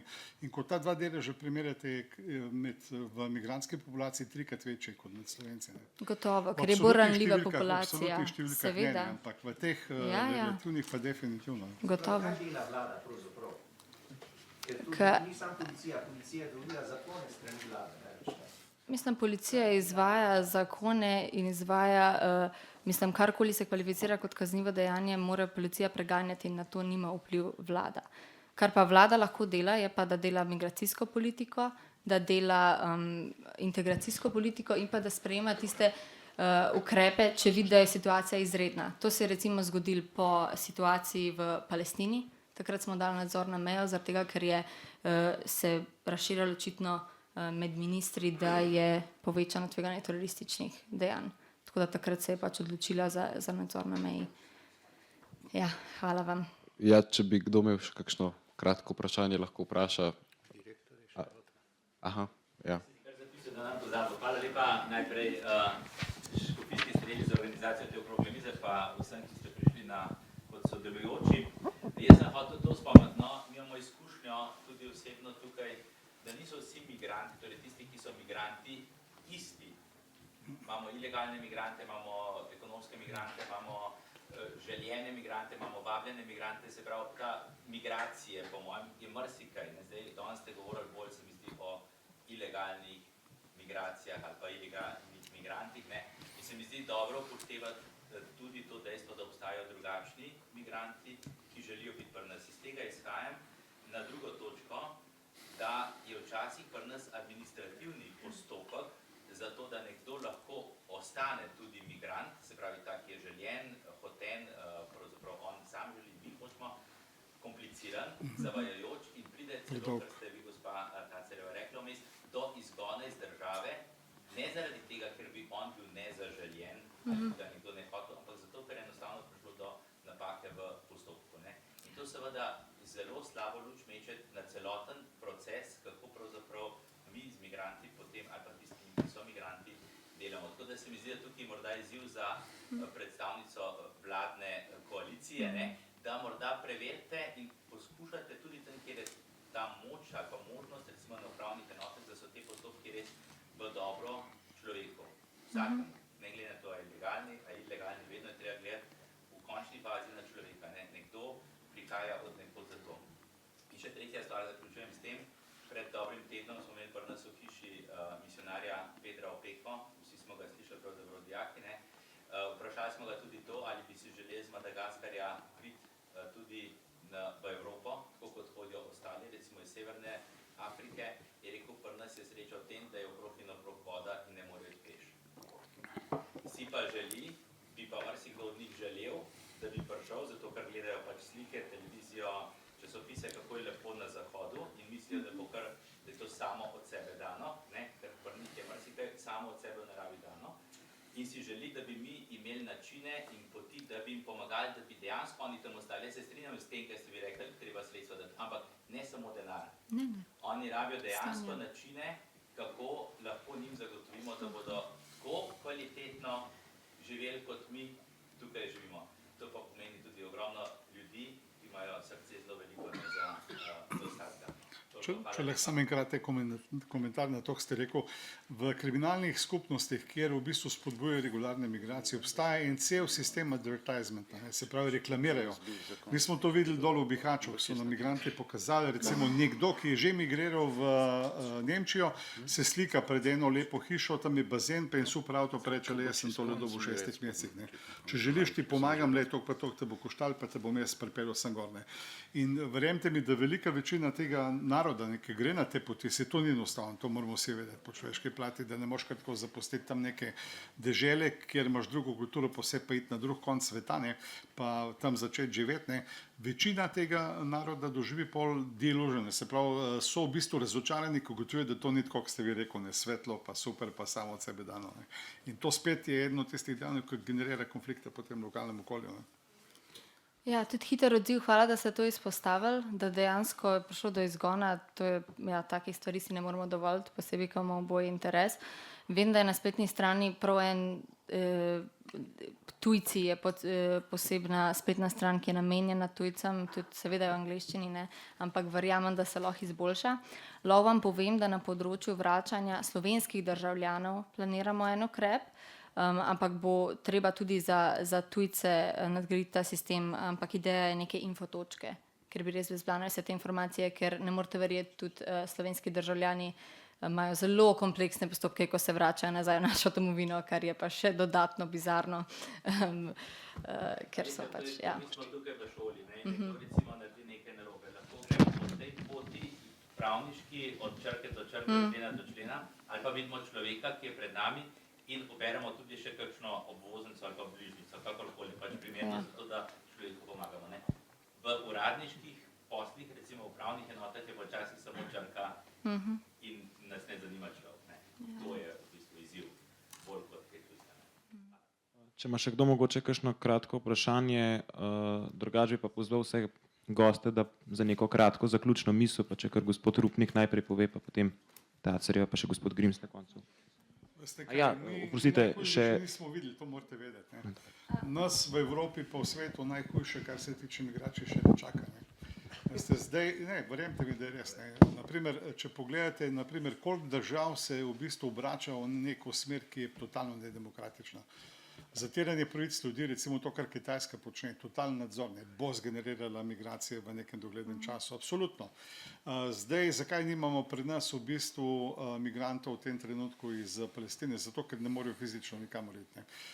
Potem subsaharska Afrika se širi, dnevno izgubljajo ogromen rodovitne zemlje, ki je nepovratno izgubljena, tam nikoli ne bo več nič raslo. Ti ljudje enostavno ne bodo mogli fizično preživeti na nekaterih področjih. Potem te podnebne spremembe ostale, se pravi pomanjkanje vode, pa tako naprej so dejstvo, ne izpodbitno. In kam mislite, da bo ta narod šel? Ja, tam, kjer so možnosti za preživetje normalne. Ne? Mi pa zdaj se lahko temu upiramo, ne upiramo, v bistvu treba potem zelo razmišljati, pa pač enostavno začeti realnost ocenjevati tako, kot je potrebno, pa ugotoviti, kaj bi bilo najboljše narediti, da se problemi rešijo. Ne? Ker zdaj v bistvu za dol, recimo za večji del subsaharske Afrike je že prepozno. Če cel svet združi v bistvu vse svoje finance skupaj, bo to zdaj težko narediti. Ne? Poleg vsega je pa še ena stvar. Večji del sveta je kapitalističen in ima interese v marsikakšni od teh držav, ki jih izkoriščajo do nemoglosti, in ko bo zmanjkalo teh naravnih bogatstv v teh državah, bo tam ostala sama revščina. Tako da EU, kot nekaj zelo svetlega, če resno premislite, pa pogledate, kako to vse skupaj izgleda vsemi temi nekdanjimi kolonialnimi deželami, vred, mi Slovenci smo nesignifikant faktor v celi zgodbi, je to umazan svet. Ne bi vas rad strašil, ampak jaz sem že leta nazaj rekel, bojim se Kitajcev zaradi dveh stvari, zato ker jih je veliko, če so oni odločili, da se bodo šli red na svetu, ga bojo naredili, pa zato, ker bodo postali ekonomska supersila, ker so pokradli vso znanje celega sveta. V Sloveniji počasno noben več ne bo znal supergo narediti, zato ker to delajo samo še Kitajci. Druga stvar, ki se jo pa dejansko iskreno bojim že dolga leta, je pa katerakoli oblika, čeprav v tem primeru predvsem islamski verski ekstremizem. To so stvari, ki se jih jaz bojim, poleg ekologije. Preseljevanje je pa fakt. Jaz bi rekla, vsakršni verski ekstremizem je lahko ekstremizem v bistvu vseh sort. Nikoli ni dober. Tudi politični ekstremizem. Jaz bi rekla tako, dajmo se ne podcenjevati kot Slovenci. Ugotovili smo v energetski krizi, da kljub temu, da smo majhni, če imamo znanja, pa ideje, pa inovativne rešitve, takrat, ko je treba, se nas tudi posluša. In mislim, da je treba s tem pristopom iti, ker alternativa je dosti žalostna. Mislim, da če hočemo imeti neko perspektivno prihodnost, moramo iskati rešitve. Ta tema ni lahka. Jaz bi rekla, da bi se bala tistih odgovorov, ki so na videz lahki, posebej, ko se gre za človeška življenja. Bo pa tema kompleksna in jo moramo naslavljati, ne smemo se slabiti. Glejte, prej je bilo rečeno, da je treba ločiti legalne in ilegalne migracije. Bi se vrnil na začetek, to je bilo točno izhodišče mojega nagovora, čist na začetku, kdor se ga spomni, ne? Da je nedopustno mešati legalne in ilegalne migracije. Ne? S tem sem začel. Drugo, vprašanje logike izgona pri nas v Sloveniji. Ne? Poglejte, bila je izgnana krščanska družina, ki je bežala pred radikalnim islamom, mislim, da je bilo to še v času Cerarjeve vlade, če me spomin ne vara. Po drugi strani je pa en Eritrejec v Sloveniji, ki je zdaj že, mislim, da tretjo žensko zabodu, in ga ne izženejo, ker pomislite, lahko bi nekdo tam ogrozil njegovo zdravje ali pa življenje. To, da je pa on že tri v Sloveniji, to pa ni noben problem. Ne? To je približno logika, sprevržena logika lažnega humanizma, s katero se tukaj soočamo. Ne? V glavnem, tukaj je zadeva, kjer se to dotika in izvršilne in pravosodne veje oblasti, ne? Ker se ena na drugo sklicuje. Potem, kar se tiče storilcev kaznivih dejanj. Ne. Lejte, prej v parlamentu je predstavnik policije, v.d. direktorja, predstavil, da je bilo 24 posilstev, od tega 13 je rekel slovenskih državljanov, 11 pa po spominu, mislim, da je bil 2 Maročana in Kamerunc, pa tako naprej. Ne. Zdaj, ker v Sloveniji ni 1/3 Slovencev, pa 1/3 Maročanov, pa 1/3 Kameruncev, seveda to neprimerljivo. Ne? In tisti, ki na ta način reče, da je največ problemov med Slovenci, manipulira in to zelo grdo. Ne? Če bi upoštevali relativno pogostost enih in drugih, bi ugotovili, da je ta pogostost možnosti kriminala bistveno večja. Nemci so ravno zdaj objavili uradno številko, da je možnost, da zagrešijo množično posilstvo pri migrantih z Bližnjega vzhoda 40-krat večja kot pri avtohtonih Nemcih. Ne? To je uradno sporočil, se bi objavil prejšnji teden, mislim, da. tudi tisti, koliko so storilci kaznivih dejanj Slovenci. Veste, mene bi pa zelo zanimalo, zakaj se zmeraj samo za kakšnega Janeza Novaka pa Jožeta Gorenca objavi ime pa priimk, enkoli se pa ostalih ne. In potem imamo tako kazanič, ki je bilo razlagano, kako so Slovenca ujeli, ki je šel na džihad dol v Bolgariji, ne. Na koncu pa ugotoviš, da ko je že bil en Alimutovič iz Cazina ali nekaj taga. Ne. To se pravi, eno je, da je nekdo slovenski državljan, ampak to še ni Slovenc, gospe in gospodje, in ne s tem manipulirati. Ne. In mnoge državljanstva so bila pri nas zelo lahkotno podeljena v preteklosti, ne. In s tem bi bilo treba končati. Ne. Vse, kar je pač potrebno, je tukaj vprašanje vrednot. Ne. Vsaka civilizacija ima pač v osnovi vrednote, ki jih vzpostavi vera. To se morate zavedati, pa jaz ne vem, a tega filozofija sploh ne uči, ali v čemu je kle problem, da se to zamolči. In naša civilizacija ima v osnovi krščanstvo in zato je tako drugačna. In recimo zaradi tega Kitajci, kamor pridejo, nastopajo čisto drugače, ker pri njih je pač drugačno izhodišče, oni imajo drugačne vrednote in mimogrede prej bilo omenjeno, da je v Afriki izkoriščanje. Ampak veste, kdo so najhujši tam? Kitajci, ki imajo sicer ureditev formalno socialistično, ampak do drugih narodov so pa brezobzirni, ker vzhodnaške religije učijo, da so v bistvu drugi narodi zato na svetu, da njim služijo. No, po domače povedano, to je bil tudi problem, zakaj so bili Japonci med drugo svetovno vojno tako okrutni. Ne. To je izhodišče, ki ga vzpostavi in pri nas si ljudje tako lahkotno predstavljajo, da vsi vidijo svet tako, kot ga vidimo mi, ker smo pač krščansko vzgojeni, ampak ga ne. Drugi dojemajo stvari drugače in jih doživljajo drugače. In to je treba spoznati, to je ne samo odgovornost, to je na nek način tudi spoštovanje do tistih, ki prihajajo. Ampak zadnjič sem hotel v parlamentu nekaj tega povedati, ja to je bil Viking Krik, so mi takoj, še mikrofon so mi na konci sklopili. Pa verjemite, da ne govorim na pamet stvari. Mimogrede v ponedeljek bova o zakonitosti delovanja vaše vlade nekaj prijaznih besed rekla tudi s predsednikom vlade, pa me zanima, kako se je, da mi sklopil mikrofon. Resnica boli, veš, to je pa hudiče. Ja. Zdaj, da ne bom predolg, pa da bom za konc, da bo vendarle drugačen, dajte dovoliti nekaj.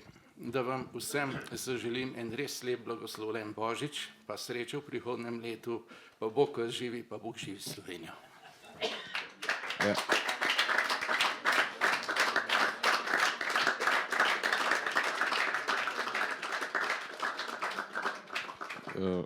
Hvala lepa za udeležbo na okrogli mizi, še pa posebej bi se rada zahvalila trem odličnim gostom, za katere imamo pripravljena tudi darila. In obenem bi vam vsem rada zaželela lepe božične in novoletne praznike, kakor je zaželel že gospod poslanec. Tako.